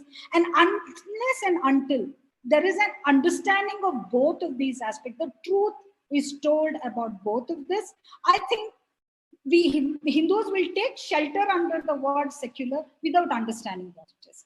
And they seem to have taken the whole thing of tolerant. We tolerate whatever is happening, but never really, I don't even want to call it cowardice. I would just say a kind of a very lackadaisical attitude of, it is there, we can't do anything about it. And yeah, they say it is secular, so secular, but I don't think, and I'm as much a party to this, in the sense, even I didn't understand what secular is. And if what I see being practiced around me, then as far as I'm concerned, then definitely what is defined as secular is definitely anti-Hindu. This is my starting point. This is what I'd like to come in over here. Yes, somebody else? Okay, I Mark, wanted to say that, if a country, if we are calling ourselves really secular, then certain religions, they follow their own personal law. They don't follow the law of land. They follow their own personal law. When it comes to marriages or properties or whatever, they follow their own law.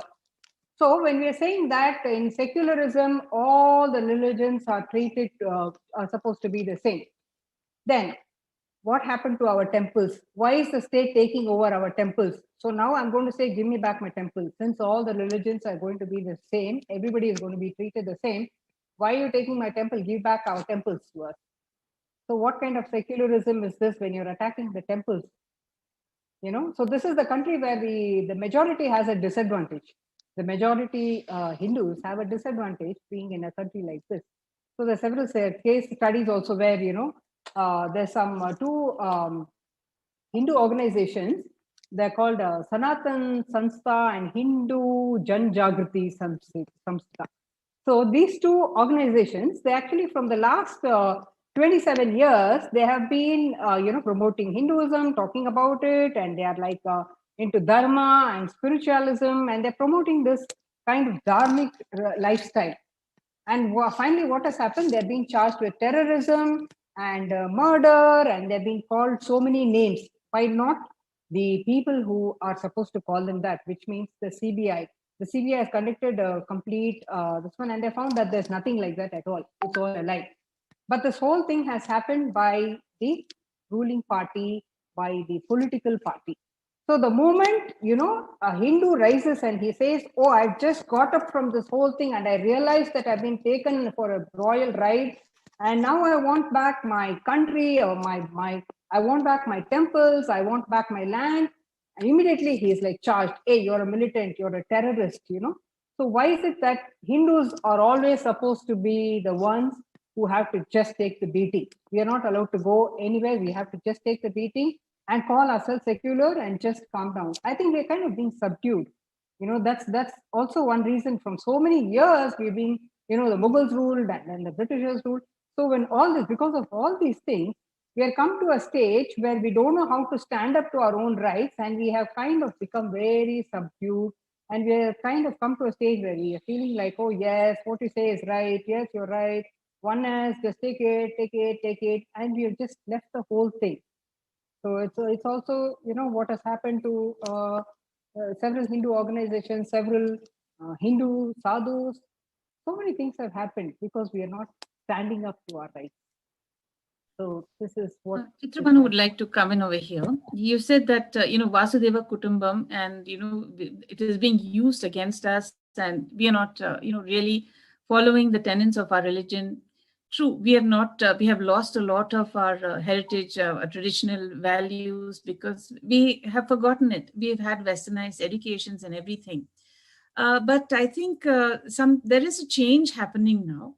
What we cannot, be violent. We have to enrich people. Swamiji has very clearly told us again and again that violence is not to be thought about. We have to be, oneness, Advaitic space. What 2020 has taught us is that, as Swamiji reminds us again and again, we are not islands. We are connected together. We are not separate. We are one big family. Now, for us being asleep, now there is one state called Odisha. Odisha has led the way for freeing the temples from the government control. It's not like, Hindus are unaware of what's happening, because if one state can do it, why can't the other states do it? I mean, we have people going to court and, putting in petitions saying that the temple should be given back. Even Swamiji did that initially for Madurai Adinam also. Now, look at what happened in Odisha. The staunch Kattar pure breed Kshatriyas and priests and all the people of Odisha constantly pressurized the Odisha government. This is the only state which has 94.7 Hindu population, 2% Christians, 1.3 Muslims, and rest other faiths. It's the only state where temples are run as per dharma and dharmic traditions and not by secularism as defined by the Indian government. The only state where Kshatriyas defended and repelled 18 attacks by Mughals, Bengali Nawabs on Lord Jagannath Temple, Puri. The only state whose capital houses the biggest number of temples than any other state in India, giving the most coveted name Temple City. Okay, the only state where no one dares to attack a Hindu temple out of fear.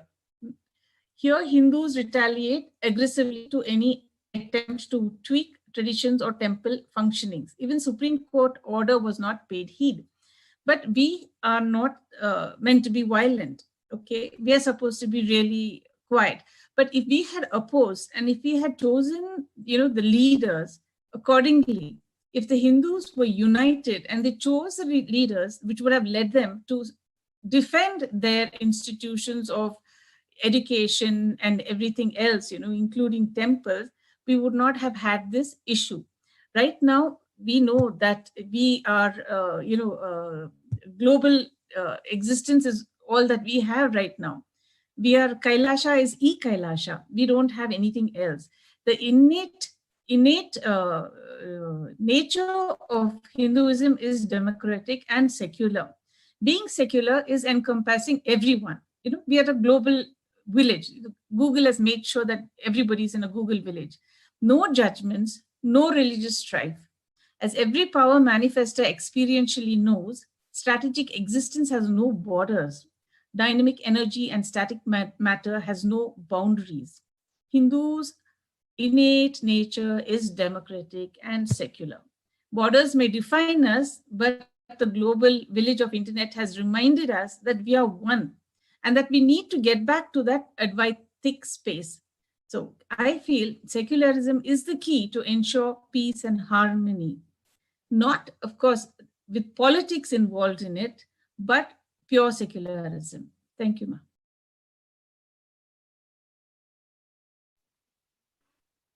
Okay, I'd like to just come in over here. I think one of the things that is lacking in India is that there is a very poor understanding of our entire past. And that is sadly because of interference of very leftist kind of thinking, which has defined our education right from the time of the British left us. And without even, although we had the advantage of having freedom, and there was actually a humongous report, which was very famously, which is famously known as the Dharampal report, which was a very detailed work on science, on technology, on education, of agriculture, all the fantastic things which were there in this country and which was wiped out by the Britishers. Now that report was always available to the then government to implement. That means at the time, soon after independence, we could have gone back to the Gurukul system. We could have gone back to the traditional mode of agriculture. We could have gone back to everything that today we say are the pillars of Hinduism, the 4 or 5 pillars that we have identified of Hinduism. They were all there. We could have gone back. But for whatever reasons, it was completely ignored, and we were superimposed an education which has nothing to do with the ethos of this country, with the heritage of this country. And 70 years on, it has still not changed. Now, and frankly, I became aware of it, that I had been taught lies in my school. And I'm talking of, I left school, it's more than 40 years now. And I realized it during my Inner Awakening program when I read the Sarvanya Pita posters. There it was written on the first poster, first line, the roots of Vedic civilization goes back 1,900 million years. The moment, that just stuck in my mind. That moment I knew we had been lied to. But sad part is, students today are continued to be lied to. Now, it is not that there is nothing happening. Okay, there are lots of pockets other than what Jaya has mentioned. There are many pockets of people who are emerging, who are understanding the heritage and becoming proud of it, and are sharing it on different platforms. But important thing is that this has to go into the school books. It has to go into the universities, because unless and until our youth, our children are not made aware of our past and of our heritage, we cannot go on talking about secularism, because as things stand, there is very clearly any endeavor of Hindus standing up, whether they are forms of gurus, whether they are in the form of sannyasis, in whatever manner, they are beaten down. They are beaten down, and they're beaten down in the way it has always been happening, by persecution, by lynching, by simply trashing all the teaching. Nobody is wanting to even listen. So unless and until our youth are educated, unless and until these things are brought into the textbooks, and because we are talking of, these are our future generation, unless and until they are made aware, as far as I am concerned, the secularism that exists in this country is very pro-minority and completely at the cost of what is supposed to be us, which is supposed to be majority, which I have doubts on. And they are getting all the benefits because of being in a minority. So in its very implementation, if at all we still want to use the word secular, in its very implementation, it is very, very biased. As of now, it's totally against the way secularism has been implemented in this country. It's against the Hindus, and it is definitely pro the major minority communities. And when I'm saying this, I'm saying that it is not supporting the Buddhists, it is not supporting the Jains, it is not supporting the Sikhs either. So I'm talking of this one whole chunk. Even if I count them together, we still, I would think, are not in a majority today, or we may have actually come down to maybe They're probably 50%.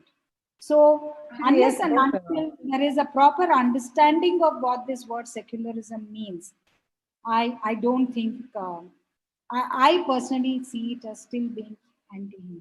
We have to yes, change. I also feel here, Ma, that actually this whole thing of secularism really does not fit into India at all. Because in India we have so many religions, so many castes, so many things are happening. So the secularism is really not possible in India, because if you take an example, like earlier I was living in Dubai. So if you are in a place like that, you will see that everybody during Ramzan season, that few days, 30 days, 21 days, whatever, during that period, there is no food that is sold. Nobody is allowed to eat outside. Anything you want, just do it at home. That's it. It's the law of land. It becomes the religious law becomes the law of land. Everybody is asked to follow the same thing. Whereas in India, that's not the case, because we have so many religions. Everybody wants to practice their own thing. And finally, after all this, we're talking about secularism and allowing everybody to practice their own religion. Then the politicians should also keep off from this, but they're not doing that, because we still have, caste-based reservations. So why do you have a caste? Why is the state government, or why is the government actually getting involved in people's caste when you're talking about secularism? So if you're secular, keep off. Caste and this doesn't come into play at all. So why are you talking about caste? Why are you splitting people? So it's basically a case of divide, And like Ma was just saying just now about, that this should be taught in schools.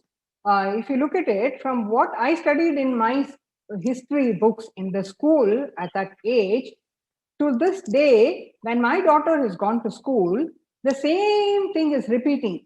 So she's like coming home and saying, that Aurangzeb did this, Shah Jahan built that, and Tipu Sultan did this, Hyder Ali did this, and it's like glorifying all the people, all the rulers of India who were actually the Mughals and those who are practicing other religions.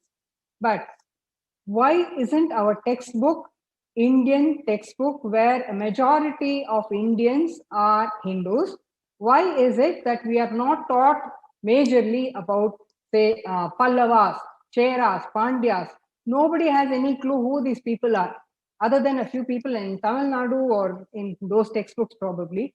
Nobody else in India knows.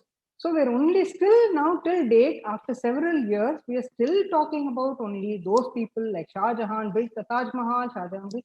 So why are we glorifying them? When is our textbook going to change? So either everybody follows the major law, which is Hinduism. Otherwise, if you're talking secular, the state government or the government should just keep off. Don't have reservations. Don't talk about anyone. Don't talk about any ruler or anything. Don't talk about anyone in your history books. Just talk about basic, the war or whatever happened, but don't talk about any religious leaders or, the Mughals and people like that who actually came to India and actually destroyed us.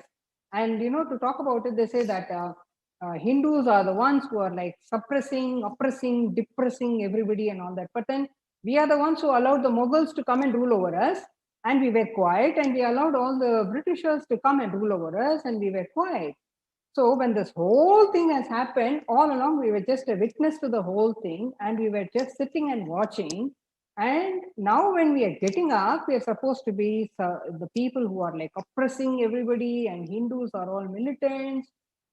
I mean, we are just standing up to our rights. That's it. So plain. So this is what I had to tell about our books here. Yes, actually, Chitrabhan would like to come in again over here. Imagine, there is a song.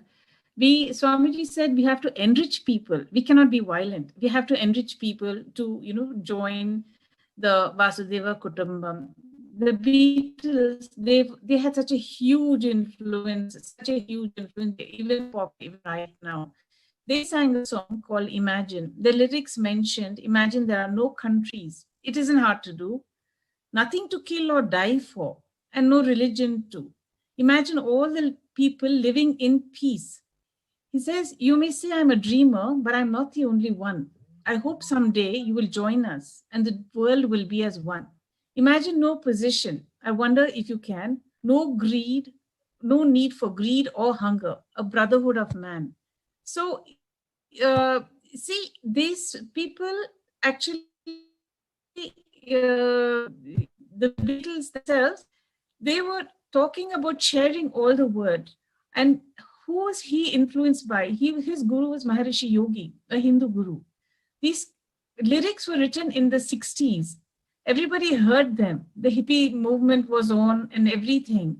But the Hindus never united. They never, there is no unity. They did not vote in unison for whatever reasons. They, squabbled among themselves and divide and rule, perfectly fitted the agenda of all the vote bank politicians, whatever. So what are we going to do now? That doesn't mean secularism is bad for Hinduism. It's the people who have to wake up, okay? Our Dharma has been advocating Vasudeva Kutumbam since Krishna declared it. Hinduism is a lifestyle. KAILASA is global. Its people are defining a non-violent lifestyle. And Hinduism, we understand that we evolved from amoeba to the divine. We support everyone on their journey. We enrich and lead everyone. Our Gurukuls did not discriminate our birth for admission from ancient times. Of course, now it's a different story. You have to be a particular religion to get into a particular college, but that's another story. Otherwise, you pay huge capitation fees. But allowing dogmatism is an arrogant assertion of opinions as truths. Hinduism is not dogmatic. We are secular and we must defend the same. Now, look at the youth of today. Currently, Times of India reported that the most popular rap songs in the US are increasingly referencing depression and suicide. Hinduism is the only lifestyle which can address this huge problem. We know suicide is not an end to problem, but leads to more intense problems, alive but with no body. As an example, Logic and his song 1-800-273-8255, which by the way is the suicide hotline, talks about depression and wanting to give up. In his lyrics, he actually says, I've been on a low, I've been taking my time, I feel like my life ain't mine. Who can relate?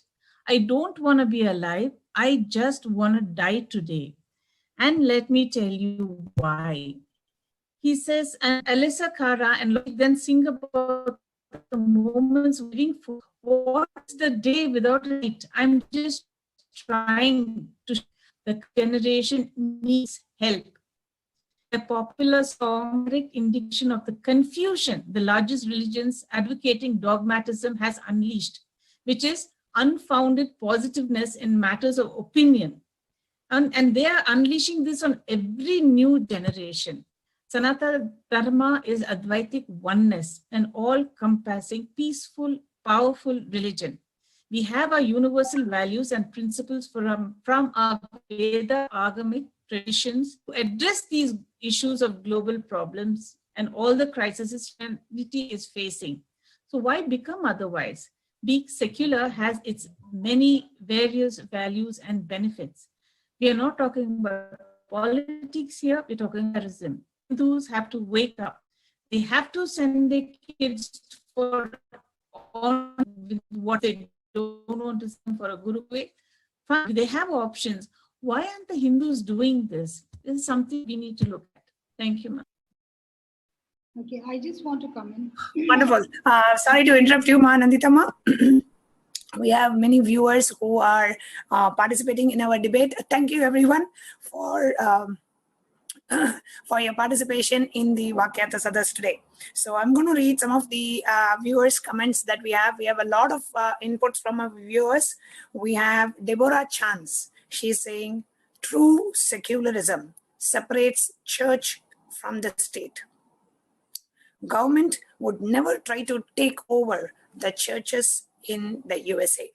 But is it really the case? Right? How is secularism being interpreted, especially for Hindus? The very definition of secularism seems different for the rest of the world versus when it comes to Hindus.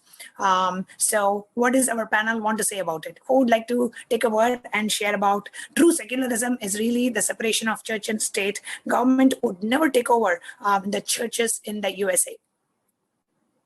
Yeah, I just want to come in over here. And which is really what it is. We are just simply applying, completely Western concepts without understanding what is really, the DNA or the ethos of this country. For example, you take countries like China or Japan. I mean, they have just defined their society, their government, everything, staying well within their own heritage and their own, their long history. We have not done that.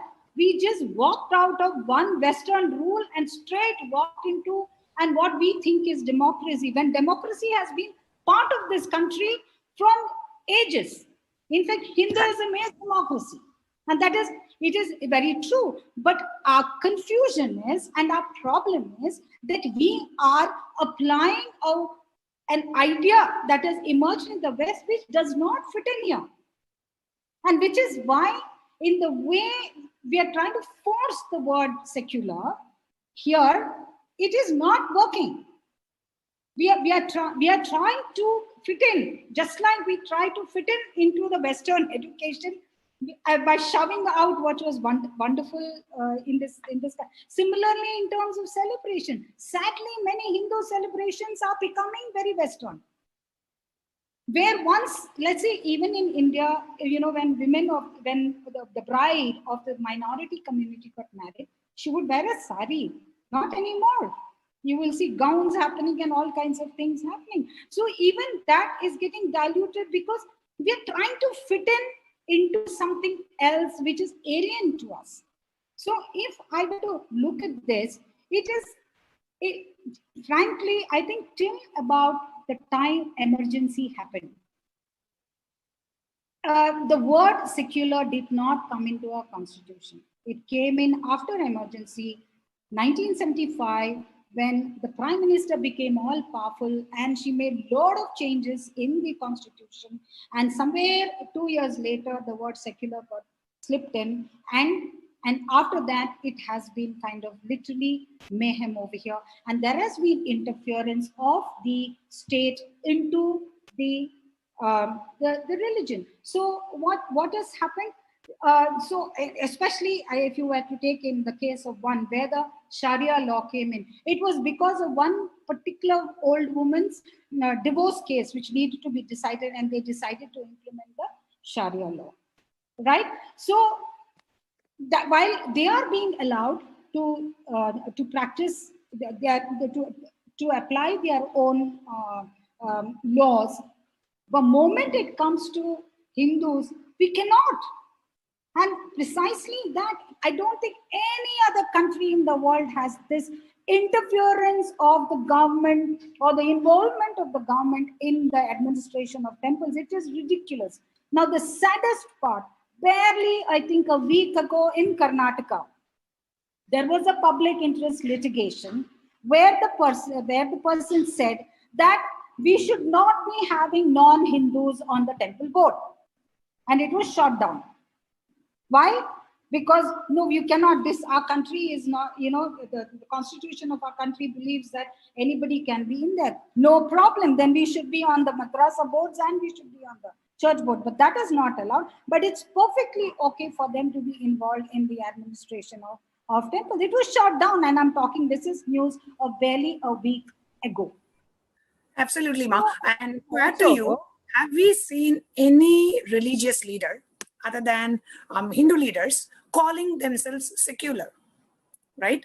Ramakrishna Math calls themselves secular. Why? They don't want to be attacked. The founder of Ramakrishna Math, the greatest avatar, one of the greatest avatar who ever happened, Ramakrishna Paramahamsa, was a devotee of Mother Kali. He lived his whole life with Mata Kali as his own mother. And that organization today calls itself as secular. So many Hindu gurus today call themselves as secular. Are we seeing any other religious guru, any other religious leader, any other religion calling themselves secular? So why is this concept? It's not that they don't have people from other faiths following them. No, they have. But they are so sometimes even fanatically religious. But when it comes to Hindu leaders, Oh, Hindu leaders should be secular. We should call ourselves secular. We should be open. All these ideas are thrusted into Hinduism, are infused into the minds of Hindus. Why? Why should Hindu leaders call themselves secular? And if you're watching this live, please come and respond in this live debate that's happening. We need to raise our voice. Hindu voices should be heard around the world, and KAILASA is a platform, is the only platform available today. The international media, the KAILASA TV, the Nithyananda TV are the only platform available today where true Hinduism, true authentic Hindu ideas, without the dilution of the mass media anti-Hindu cult, ideas being inserted into the minds of innocent Hindus. This is the only forum in the whole planet Earth that is available today, which is presenting true information about Hinduism to the world. So if you want to share, please come and share your thoughts under our live feed, which is in Facebook, official Facebook page of the Supreme Pontiff of Hinduism, facebook.com/Paramashivoham. Please come and share. And if you're watching this and if you feel, oh God, we Hindus did not do anything. We lost 60 square miles of territory. We lost 56 nations. Today, Hindus, even being the majority, we have close to 2 billion living and practicing Hindus in the world. We don't have 1 square inch of land. 1 square inch of land where Hindus have political sovereignty, where Hindu leaders have constitutional protection. 1 square inch we do not have. And Hindu leaders are being attacked. Hinduism is being attacked. Hindu temples are being destroyed. And we just sit not knowing what to do because we feel that the problem is too huge. I don't know what to do. I don't want to get there. I don't want to mess up my life. I have my family. I have my job. This is where we are. And the Supreme Pontiff of Hinduism, just at the age of 42. Swamiji is just 42 now. And he is entering 43 next year. Just at this age, Swamiji has revived what Hindus lacked for the last 1,000 years. This is in spite of 100 assassination attempts on Swamiji's life. This is in spite of 10 years of 14,000 hours of hate speech being propagated against His Divine Holiness in the media. Why? Because Swamiji is unabashedly Hindu. Swamiji, the only Supreme Pontiff of Hinduism, is unabashedly Hindu. Because of that, he is being attacked. Because of that, his image is being tarnished. Because of that, character assassination, hate speech, whatnot, hundreds of illegal false cases are happening. Where today, the so-called anti-Hindu media cult and the so-called the neo-Hindus are trying to separate Hindus from Hinduism. Please understand, it could be in the face of anti-Hindus, or it could be in the face of so-called neo-Hindus, right? Separating Hindus from Hinduism under the name of neo-Hinduism. That is where we need to be really careful of. I know there are debates happening in Indian television channels as we are talking today about KAILASA, about visa to KAILASA, and how abusively Indian Hindus are being brainwashed against the only savior of Hinduism, the Supreme Pontiff of Hinduism. Is there one single Indian media channel which is ready to share the truth about what is happening to Hindus? Forget about Swamiji. The truth of what is happening to Hindus. How many temples are being destroyed? How much of conversion is happening? How much of our temple wealth and land is being looted? Is there end? How much of government control and so-called politicians are stealing? And how much of Hindu religious practices are being banned as superstitious? And how much of Hindu practices are being banned? Hindu festivals are being banned? Is there any one media channel which is bringing it out? But every media channel brings out the false news against the Supreme Pontiff of Hinduism. Why? Why? That is the question that we need to ask. Please do not just digest everything that the media vomits at us. Watch the right news. Watch the right television channel. KAILASA is the only international media that we have today, which is presenting the true Hinduism out to the world, and the anti-Hindu media cult is trying to separate Hindus from Hinduism. Please watch and make judicious decision and protect yourself, protect your children, protect your next generation. You following Hinduism is for you, not for him, not for Swamiji. You following Swamiji doesn't make Swamiji great. He is already an avatar. It protects you. It protects your next generation. It protects your children. Because otherwise, your children, under the name of secularism, in the next generation, this generation will be turned secular. Next generation will be turned Christian. Next generation will be turned as missionaries. That is what's happening. That is what's happening. Or the next generation will become a Muslim, and the next generation will become terrorists. That is what is happening. If we Hindus don't feel the urgent need to protect ourselves and our next generation. Secularism is a term used to abuse Hinduism, to destroy Hinduism. And we Hindus need to wake up to that. And KAILASA TV is the only media channel that is available, international television channel, international media, the only international media that we have today, which is bringing true Hindu news out to the world without being diluted, without being misrepresented. The true narrative of Hinduism is being brought out to the world, and we want each and every one of you to support this initiative. Go to kailasa.org/Hindu votes. We Hindus need a voice. We all need to come together. So if you are watching this live, please share the voting link, kailasa.org/Hindu votes, and encourage. See, it may take 5 minutes of your time to share this link to 10 of your friends on Messenger or WhatsApp. But we Hindus need to do that. We need to take responsibility, collective responsibility, the religious responsibility to protect Hinduism. So I invite and I request each and every one of you watching this, share the voting link. Let us 2 billion Hindus unite to protect Hinduism. We under the Supreme Pontiff of Hinduism. We have Paramashiva living with us today. We cannot afford to miss this chance. So share this link, which is kailasa.org/Hindu votes. Please share it with at least 5 of your friends. Call them and ask them to vote as we are entering into this debate. We have a lot of viewers sharing their comments. I'm going to read a comment from Uma Balaji. Thank you so much, Ma, for sharing your inputs. She's saying the rich history of India cannot and should not be ignored in the name of secularism. Indian governments have used secularism to curtail the religious, expressive, cultural freedom of Hindus. Absolutely true. Such a beautiful response. Thank you so much, Uma Balaji. And if you're watching this, do come and share your thoughts. It's a live Vakyartha Sadas. Anybody can participate in this debate, and you come to Facebook Live and put your comments under the Facebook Live. Yes, Ushama, Manitya Nanditama, please go ahead and share your thoughts. I lost the thread. What was it I was just going to say? And I actually wanted to add on to what Ma Jaya said.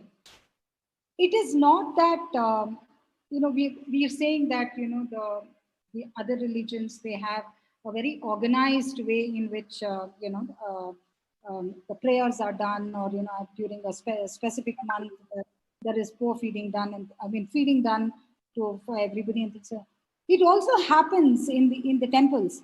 The fact is, in the temples, it happens every day. It doesn't wait for a festival. But the sad part is that it has been so subsumed. It has been taken over so much by the, literally, if you ask me, the government is just anti-Hindu, and the anti-Hindu forces, that these acts that is done is not at all talked about or publicized. There are so many temples which do feeding every day, immaterial whether there is a festival or not. Similarly, there are quite a few places where there is feeding done free.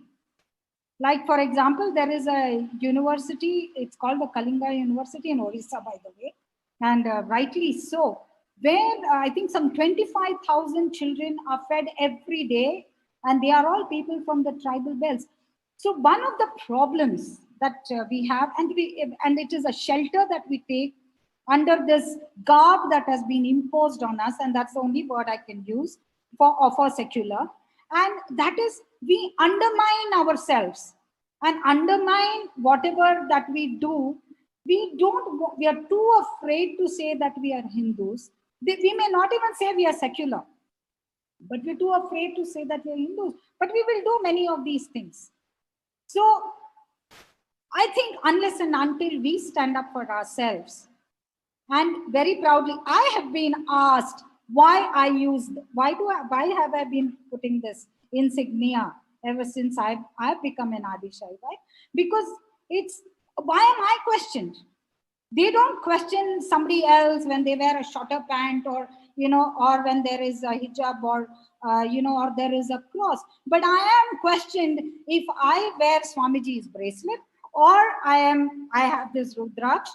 I've been told, don't so loudly say it.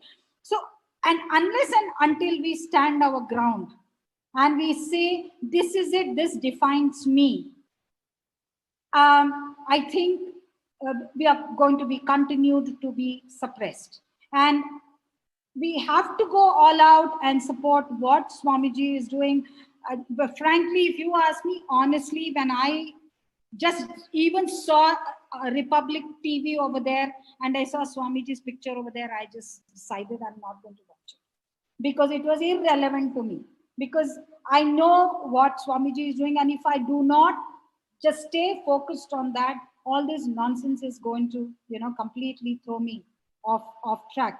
So what I'm saying is that whether it is taught in schools and colleges or not, we have to talk about our heritage, because that is the only way we can bring in education or educate our future generation. Otherwise, like Manyanatma said, we will be soon seeing. In fact, tragically, just a few days ago, I at least saw on two separate people who are now, emerging nationalists, kind of young guys, who have been telling very sadly that the state of Punjab in another decade won't be Sikh anymore. It is going to be a Christian Punjab. And that is the kind of march that is happening with all these people. So with all this so-called minority faiths, which are taking advantage of whatever has been defined as secularism in this country. I have difficulty accepting that word. All I can say is that the only thing that will help us is to constantly stand up, constantly voice out what KAILASA is doing, because that is the only effort that is being made to establish some kind of base for Hinduism to revive itself to its former glory. And if we don't do that, then I think, which is what, many of, there are literally, the kind of things that is happening in this country is funded. It is funded by very major, big monies on two faiths, which are pumping into this country to destabilize and simply throw out Hinduism from this country. And we need to speak about this. This needs to be made aware of. And, many people in this country have got shaken by the murder of a superstar. But it is that murder which has revealed the entire muck, the very intense nexus that exists between this foreign funding and the underworld and the politicians and the judiciary and everybody, and how it is literally strangling the Hindus. All this, actually, that whole thing has revealed the whole story of this country. And in this midst of all this, if we do not stand, we are kind of really finished. So we, in every place, everywhere, we just have to, I many times I find I'm standing alone in whatever I am doing. My brothers come to this place, they just avoid coming anywhere close to the place where I've kept Swamiji. Or this is, that is not stopping me. I may be alone. All I know is I have Swamiji. I have the whole Sangha. But that's what keeps me going. I go to my relatives' place, they have a big problem that I'm eating only Sattvic vegetarian. And so they have a problem that they can't feed me. So these are all the kind of battles at an individual level, but that is not stopping me. I still remain very positive and I still march forward. But having said all that, I still think the word secular doesn't fit into the context of our constitution or what this country is. Definitely not as far as Hinduism is concerned. Ma, talking Well, about Chitrabhanu would like to come in here. Yes, okay. This is, we are what Swamiji called us reluctant warriors. And why are we reluctant warriors? Look what happened in Kerala this morning. We are very Hindus tweet a lot. If you go on Twitter, you will see number of threads, a lot of threads, all tweeting, but nobody knows anything or does anything besides tweeting and informing everybody. Look what happened in Kerala. There was a tweet by Mr. Vinay Kumar. He's replying to Navika Kumar. He's saying CPM Gundas attacked Subramania Swami Temple, Trikaderi, Palakkad after their victory in local bodies election. Attack happened in various other parts of Kerala as well. Request your channel to relay these atrocities happening in Kerala. So this was a direct appeal to Times of India, Navika, to do this. Whether it will be covered, well, we don't know. But the point is, nobody will stand up because, they come and they attack you. The Gundas attack you. You're wondering why everybody's silent. We're talking, we're tweeting, we're even, coming on Vakyatas. But how do you, handle Gundaism? That is the main thing. People are afraid because they will be physically assaulted. And that happens regularly. Our gurus are, they try to lynch them, they try to malign them, they do lynch them, they do malign them, they do all of this. So the Hindu unity is really what is required at the moment. If the numbers grow and the voices grow, like in Odisha, then maybe we have a chance. But if we are silently just going to watch everything and say, oh my God, my family, and it's natural for any human not wanting to, protect his immediate family. So this is about Hindu unity, really. Secularism in the religion is to be all-encompassing. The absence of secularism will only lead to an increase in religious conflict, whichever party is the agitator. This is a very extremely pressing issue in modern day India. Hindus have lost their way, and in the game of bashing secularism, they have become, they become totally confused. So enriching is the solution. And of course, for the future generation, every Hindu family must make sure that their child has a Gurukul education, which is freely available online at the moment. And it's not just the Sangha members, everybody should go and everybody should enrich people. It's nothing to do with secularism, it's all to do with politics and power games. So we need to look at this aspect, Ma. This is what Chitrabhanu thinks. Thank you, Ma.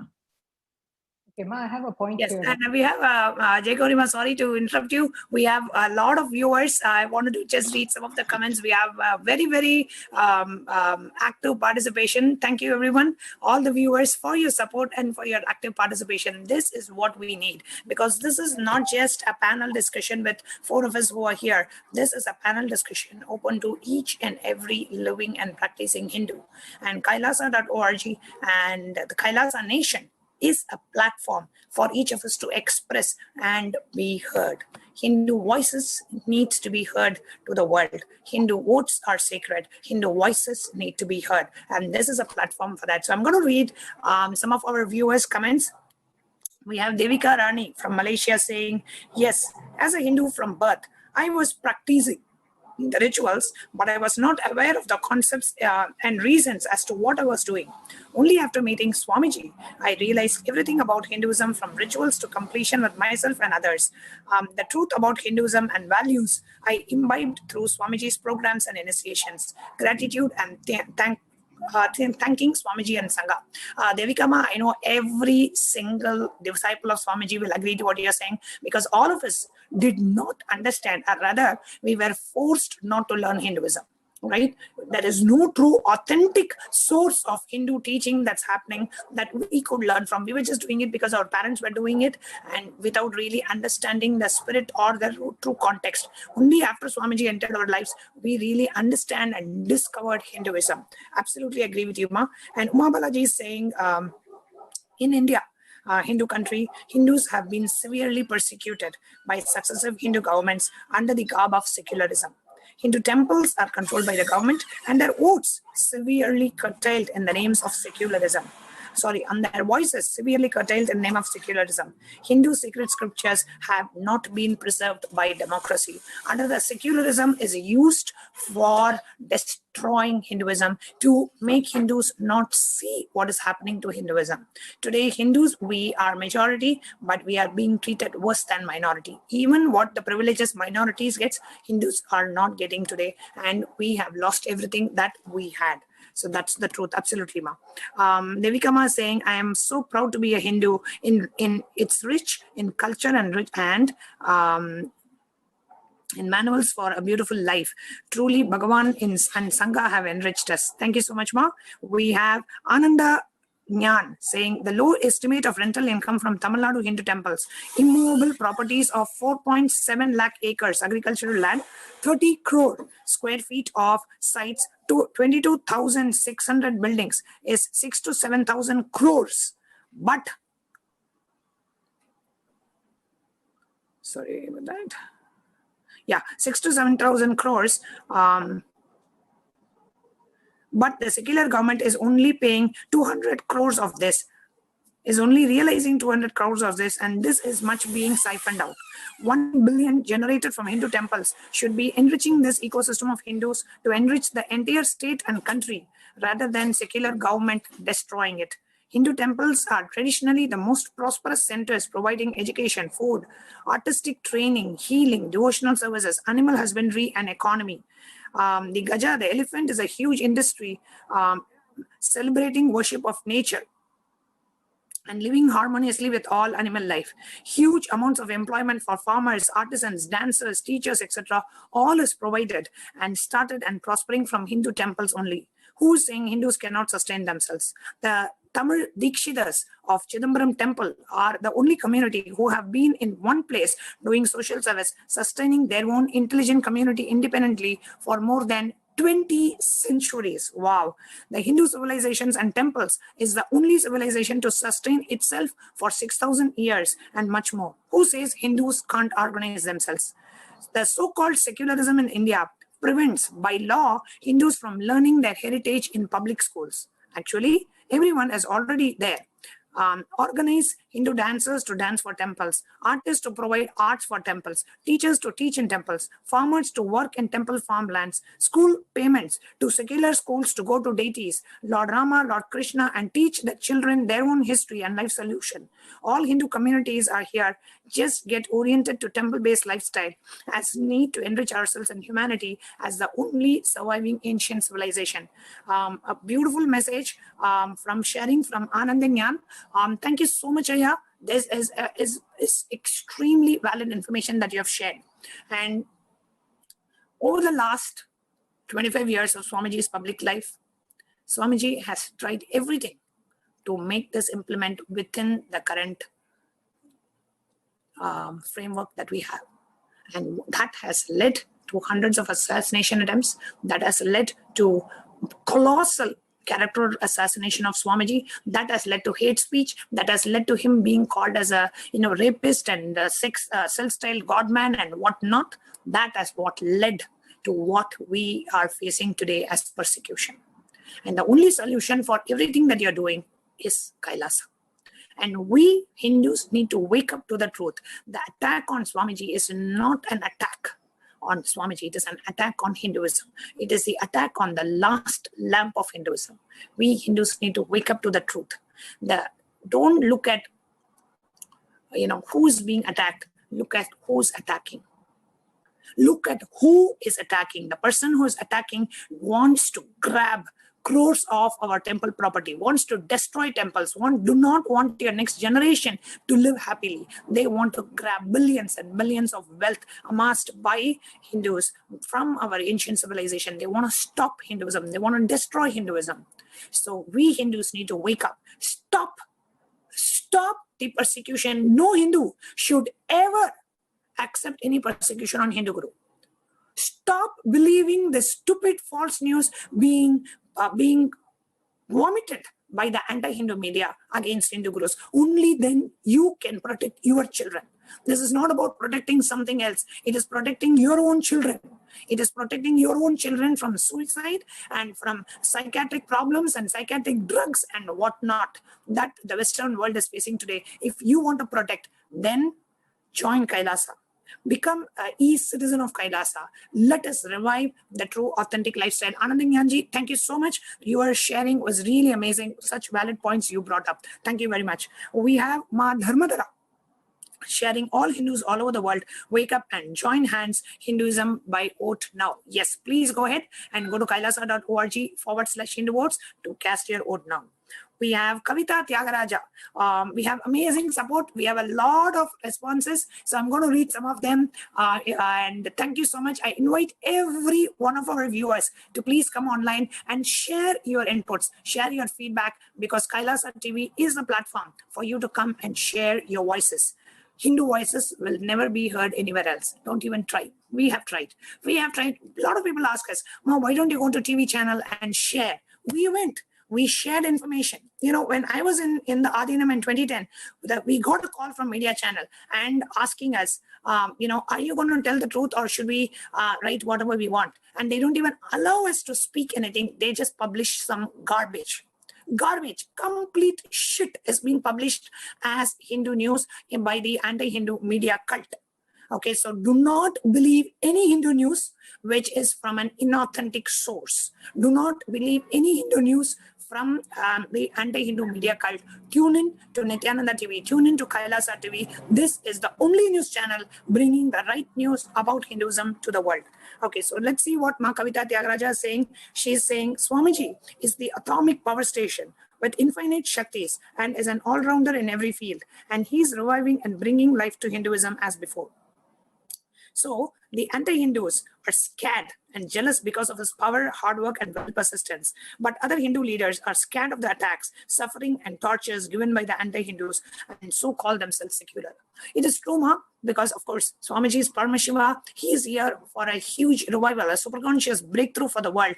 And he's able to not just survive, but really make the enmity powerless, right? However, not everybody is able to handle this level of attack. Today, we know in India, so many innocent Hindu leaders are serving their lifetime in prison. One of the Akhada, Naga Babas, Palhari Baba, who has lived all his life eating just fruits, is serving his lifetime in prison because he raped someone. Is this even believable? A person who's a yogi of that stature, who has gone beyond the bodily needs, why will he go and rape somebody? I mean, it's stupid. Right? Udupi seer was poisoned. Till now, there has been no investigation done on his death. No postmortem done. No investigation done. And Hindu leaders are being attacked. Hindu gurus are being attacked. Hindu organizations are being attacked. We need to wake up. And the way we can wake up is by making the Hindu voices heard, Hindu votes being heard. So please go ahead and vote. The Hindu votes of Kailasa is not just for you to vote. It is just for us to bring to an international platform that we Hindus will assert our religious freedom. And Kailasa is the platform bringing all the Hindu organizations all over the world together, all Hindus all over the world together, to take it into an international platform where we can get our voices heard. So please go ahead and vote. We have Anil Budhwaniji from India. He's saying this debate should be conducted on a national platform also so that it can reach to maximum people. Anilji, it is being conducted in an international platform. And what can make it not just national platform, it is conducted in an international platform. And if each and every one of us take few seconds to share this live feed, share it in your Facebook, share it in your WhatsApp, Why should people watch crap by the anti-Hindu media mafia? Let us watch the true, authentic news from Kailasa TV. So if each of us watching feel that responsibility and click and just share, so much of WhatsApp forwards we get, messenger forwards we get, why not share the information that can liberate people? And this is the TV which liberates, enlightens, empowers people. So take a moment to share this live feed, because Swamiji is going to come live shortly. Let nobody miss the live darshan of the Supreme Pontiff of Hinduism. So if you are watching this, please click share below, whether it is on YouTube, Twitter, Facebook, Instagram. Just click share and share it with your friends. Thank you so much, Anilji. Yes, we definitely need an international platform. Madhu Srivatsa from Bangalore saying this is an awesome Vakyartha Sadhas. Thank you so much, Ma. It is support of the followers of His Divine Holiness like you, which is, keeping the whole thing going. Kailasa is by the Tyaga of the followers. So each and every one of us putting in whatever we can to keep this Dharma Chakra alive. Thank you so much, Madhuma, for coming and sharing and encouraging us. Shaktivel, we have Lingamutturaj, all of them supporting Hindu voices and Hindu votes are sacred. It should be all over the world. The whole world should be Hinduism. Again, we have many more comments coming in. I'll read one more comment from Ma Dharmadara. She's saying, I'm a practicing Hindu by birth from Guyana, South America. Only when I became initiated by Swamiji and following Swamiji's teaching and guidance, I am feeling whole. Absolutely. We feel alive because Swamiji is reviving the true authentic Hinduism. So please share this live feed now. And I want each and every one of you to cast your Hindu vote. Okay, so the Hindu vote link is being projected on the screen. It's kailasa.org/Hindu voting. Sorry, kailasa.org/Hindu votes. Please take a moment to share that link virally. Share it in WhatsApp, share it in Facebook, share it in, in your messenger, share it everywhere. We want to reach 1.5 to 2 billion living and practicing Hindus. Every Hindu should vote. So let them go and cast their vote today. Yes, and Jagatguru, sorry for interrupting you. We have amazing responses from our online viewers. I just wanted to take a few minutes to acknowledge all of them. Please go ahead. Okay, actually, Ma, when Ma Chitrabhanu was talking about Gurukuls should be allowed for free. Yeah, I was just thinking about this, and coming to think of it, actually, the government is actually funding the minority schools, but not the Gurukuls. So we should find a way by which how Gurukuls can afford to give free education, because we don't have any government funding at all. I mean, if you're a Hindu a Gurukul, then you can just forget about it. Okay, so we'll have to find some way to stand on our own. Chitrabhanu would like to point that the Gurukul, online Gurukul is free, Ma. Yeah, I'm online just Gurukul. Minority. Everybody should join that. Every parent should make their child participated, even if once a week, something. But they should participate. No, I'm telling you, the minority schools, the schools like the madrasas and stuff, they're actually being funded by the government. Whereas when you start a Gurukul, a physical Gurukul, like Swamiji starts a Gurukul, then that's not, it's not funded by the government. So we should find a way by which, people are allowed to come physically to the Gurukul and be with the Guru and also go online. That's what Ma, forget about funding. We are not even asking funding. There were so many efforts taken to destroy the Gurukul. That destroy the Gurukul. There were so many efforts taken from the time Gurukul was started 2006. I think it started from that time. Innumerable attempts have been taken. There were, under the name of Child Welfare Committee, people came to harass the Gurukul kids. Even during the recent Gujarat persecution, 5-6-year-old children were shown morphed pictures of Swamiji. 5-6-year-old children. They were given cakes and pastries and told them, why don't you eat this? Why do you want to eat ashram food? You can come outside, you can eat pizza, you can eat cakes. This is what was done to young children. Why do you want to live in the Gurukul? You can come outside, you can watch movies. This is what the authorities, the government authorities and the police try to brainwash the young minds of Gurukul children. Forget about funding. We can raise our own funds, but at least stop attacking. If you are not supporting, at least don't attack. That is what is happening. We are not able to run one Gurukul in Bangalore Are we able to run peacefully? No. This is what is being done to Hinduism under the name of secularism. I went to a Hindu school.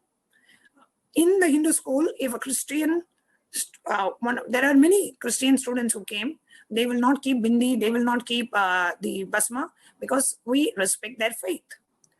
When my friends went to a Christian school, you cannot keep bindi, you cannot keep kumkum, you cannot wear flowers, because it is not allowed in a Christian school. Hindu schools have to be secular, Christian schools will be Christian. So this whole term secularism is a nice way to hide, is a nice cover to actually destroy Hinduism. That is what is happening to Hinduism under the name of secularism, and we are made to believe that secularism is something good, but it is basically digging your own grave. That is what it is. It is digging our own grave and giving our children. Yes, Nanditama, please go ahead. I just want to add something. There are two lawyers who have been fighting quite a lot to get all the Hindu temples, and they are winning one temple at a time, and that is T.R. Ramesh and Sai Deepak.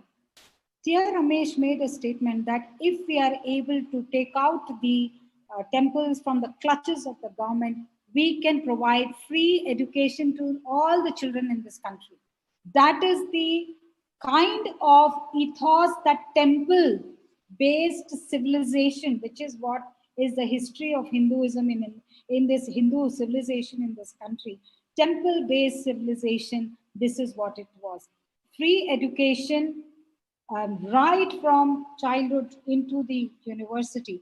In addition, I just want to add this, bring to the notice of people, if people can read the Dharampal reports, because that report will tell you by what the British did to us in terms of getting rid of the Gurukul system, getting rid of our universities, getting rid of our traditional mode of agriculture, getting rid of our gaushalas, all this, what it is destroyed. Look at it, and that one report, which is a massive report, will tell you the richness of what existed despite 1,000 odd years of persecution by other invaders who ruled this country. Despite that, why was this country still very, very rich? Giving something like 27 to 28% of the GDP till the Britishers came in. It is the British who realized as to what really was the backbone of this country and destroyed that. So if you read that, read that Dharampal report, and back it up by reading Shafali Vaidya's book, not Shafali Vaidya, there is Sahana Singh's book on the educational heritage of India, we will realize we really don't need anything. It is really, we have to stand up for ourselves, because we can bring all this back. But if only we stand up very proudly for that heritage. The moment I mention the word Gurukul education, you must see the kind of expressions I see on people's face. It's like as if they are listening to the most downgraded thing on earth. They don't realize it's probably it's going to take us to the highest levels of our intelligence. But nobody wants to listen to it. So unless and until we feel a pride in that, and we talk about it to people, it's, only then can we make relevant Nithyananda Gurukul. And unless and until we do that, it is, people will not, come to it. Absolutely, Ma.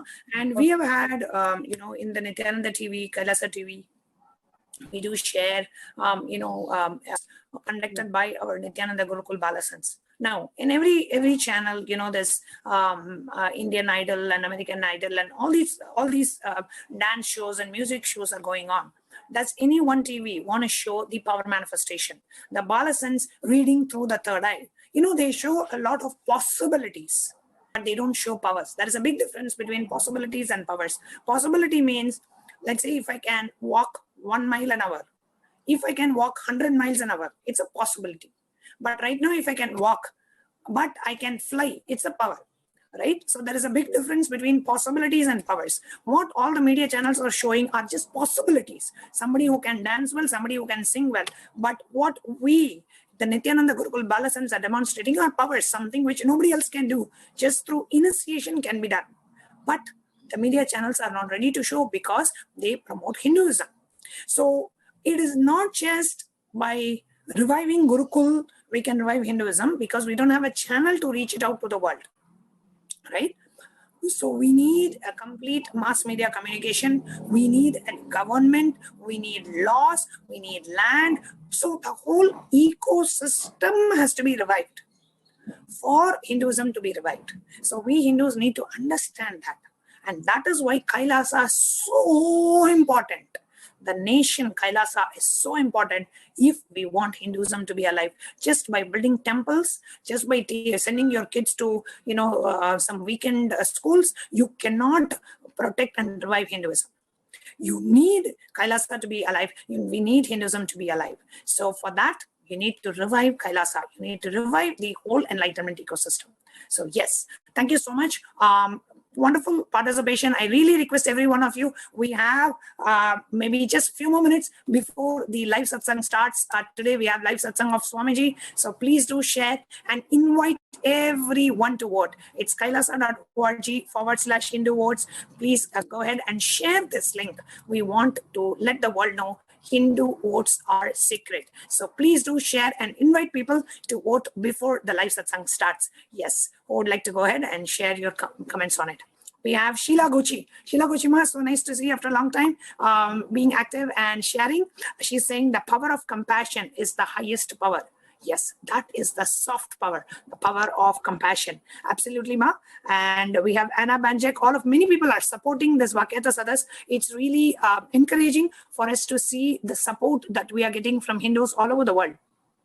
And who are watching this live Vakyata Sadas, we invite you to come and share your feedback in the Facebook, in the official Facebook page of Swamiji, which is facebook.com/Paramahamsa And that is where we are live, and I'm reading the comments from the Facebook live feed. So we have Angel saying, we need to share the knowledge as much as possible, because I have seen the effects of not raising kids in Gurukul.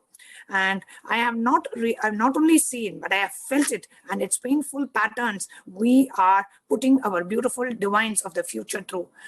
Angel Vankar, I cannot agree with you more. I cannot agree with you more.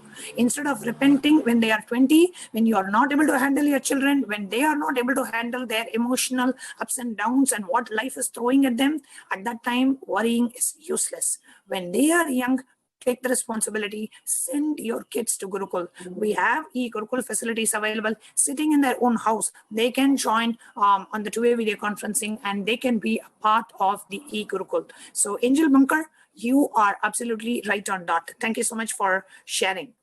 Yes, and I invite each and every one of you to please participate in the Hindu voting. The link is being provided. Please share this link with at least 5 of your friends. Let us really make the Hindu voices heard internationally. That is the only way we can protect Sanatana Hindu Dharma.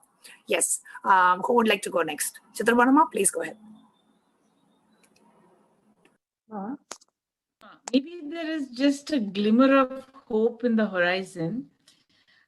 Recently, our Prime Minister, he was performing the Bhumi Pujan for the new Parliamentary House, and he mentioned Uttara Merur. Now, many people don't know what Uttara Merur was, and I confess, nor did I. I did a little bit of reading up. Uttara Merur, Tamil Nadu, is a model of democracy. Uttara Merur is situated in Kanchipuram district, about 90 kilometers from Chennai. It has a 1,250-year history. There are 3 important temples over there, notably those of Rajaraja Chola and his son Rajendra Chola, and the Vijayanagara Emperor Krishna Deva Raya.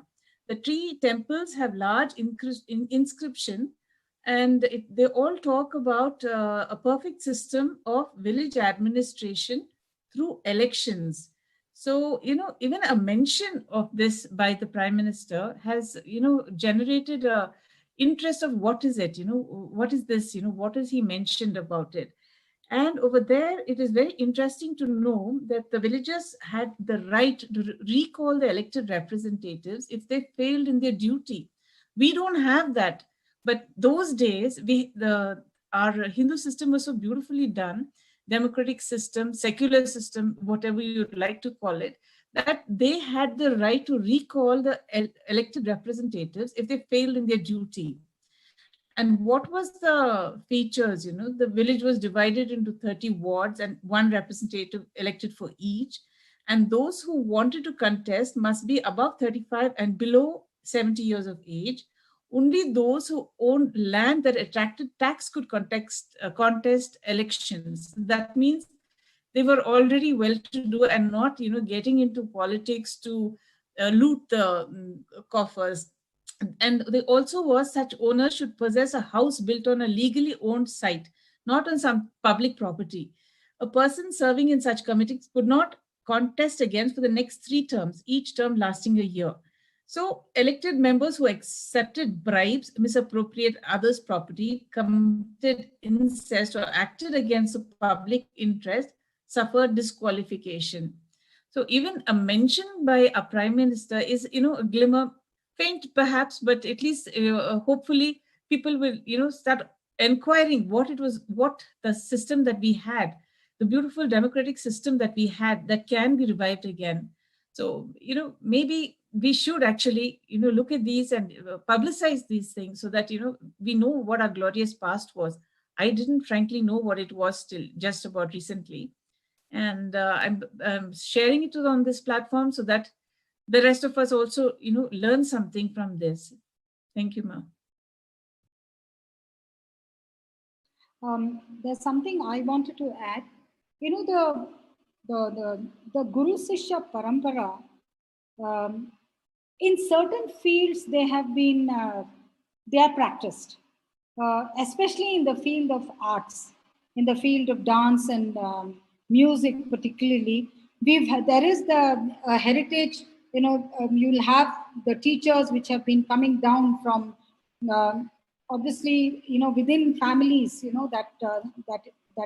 and that is something that needs to be brought back in just about, especially in the field of crafts, because we have lost. India was home to probably some of the richest and greatest crafts in the world, and we have lost, I think, most of it. Most of it is kind of not there. So there are Kalari Payattu, for example, the field of martial arts. The entire system of medicine, say for example that of the Siddha medicine, which is passed down from generations. So things which are practiced in certain kind of pockets, and if those, for example, agriculture, there are farmers in the countries in pockets spread out in the entire country who still practice very traditional modes of agriculture, and which gives very rich yield. That needs to be, be made more widespread. Water management system. All this is so much a part of our heritage. In fact, a lot of literally dead river beds and lakes have been revived, not by applying any kind of modern systems. They have been revived by applying traditional, learning very old water management systems that have been used by Hindu kings in the way past. And in fact, the Prime Minister in one of his Man Ki Baat had actually mentioned it when there was lack of rain, I think 2 or 3 years ago. He said, come on, let's revive this. And it is being done. So there are tiny pockets of this knowledge that exists in various parts of this country. And it's a question of keeping in line with that. And we make this knowledge, we bring in this knowledge into Kailasa and into establishing the micronations and taking Swamiji's work forward. I just wanted to bring that element in.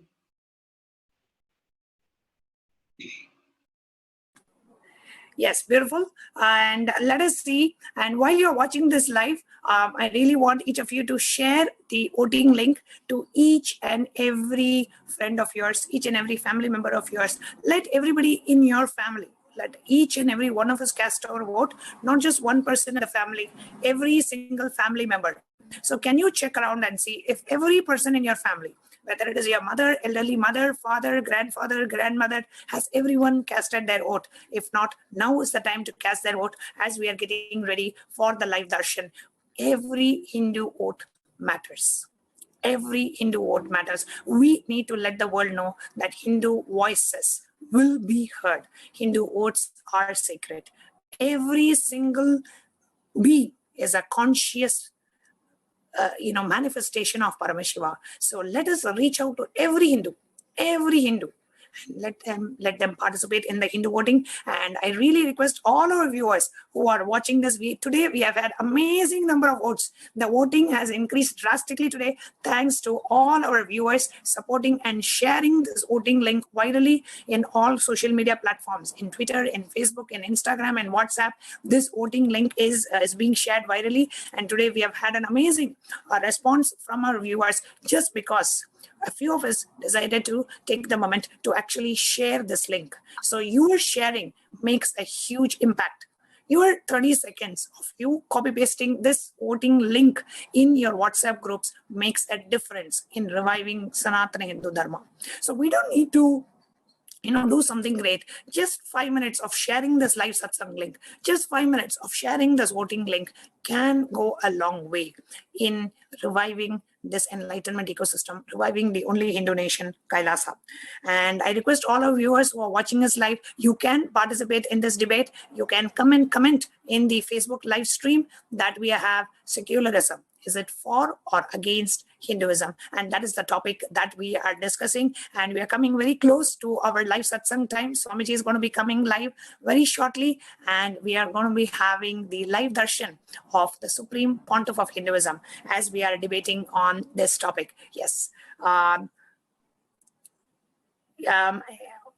Angel Bunker in Facebook is sharing. Thank you. I will look at the e-Gurukul. Angel Bunker, you can put in where you are from, and we will have the nearest Gurukul reach out to you also, so you can have your children participate in the Gurukul. And Bhupati Aya from Thiruvannamalai, we have a viewer who's here and who says, I would like to be a part. Thank you so much, and welcome Bhupati Aya to Kailasa. Yes, and if you want to participate, do go ahead and leave your comment there. And who would like to go next in terms of the aspects of secularism? Secularism, is it for or against Hinduism? How is secularism being practiced around the world today? How is it being looked upon in India? And is government control of Hindu organizations, is it considered secularism? Let's go ahead and continue to share about this topic. Yes, who in the panel would like to go next? Chitrabhanu would like to say government control is definitely not secularism. It is political. Completely, totally greed and politics are involved in that, because the long hands into the temple funds, the temple jewelry. I mean, temple jewelry which has been kept, in the custody goes missing. A lot of temple deities, ancient deities, which has no value because they're so precious. Those go missing. And they, end up in some auctions around the world. The government brings back a few, but just a few. Thousands from small temples disappear regularly. And of course, nothing is documented, nothing is shared, because most of the media, we know, if you just Google who are the media owners, it's very clear what's happening where Indian media is concerned. So like you said, Kailasha media is the only option that we have. And yes, we have been prosecuted mercilessly. And yes, we are still being persecuted. We must defend ourselves. But there is a fine line between defending ourselves and becoming violent, because Swamiji has said that even the simple thing as excluding people from a social group is violence. So what are we going to do now? We are not going to be violent. The only option is enriching. So I guess secularism is enriching. It is completely different from this political mongering that our politicians are doing, and we have to vote in the right people into politics.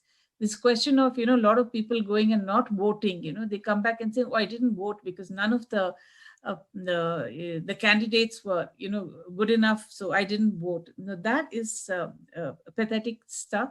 So when we go, I don't know how many people actually go and vote, but we need to get the right people in the leadership realm. That's the only way, Hinduism also can somehow survive. Yes, but talking of enriching, I think we should first start with our children, with the youth of today. Like if you're looking at the, the colleges and the junior colleges or, secondary schools and all that, that's where you find mostly people who are waiting to kind of call these kids and tell them, hey, do you want to come to a party? And do you want to meet some friends? Do you want to have a social life? And do you want to hang out? And, all those slangs, they use that. And these kids actually fall prey to that. And they say, okay, yes, I'll come and meet you on Saturday or Sunday, whatever. And then they go to this party. And once or twice they have fun.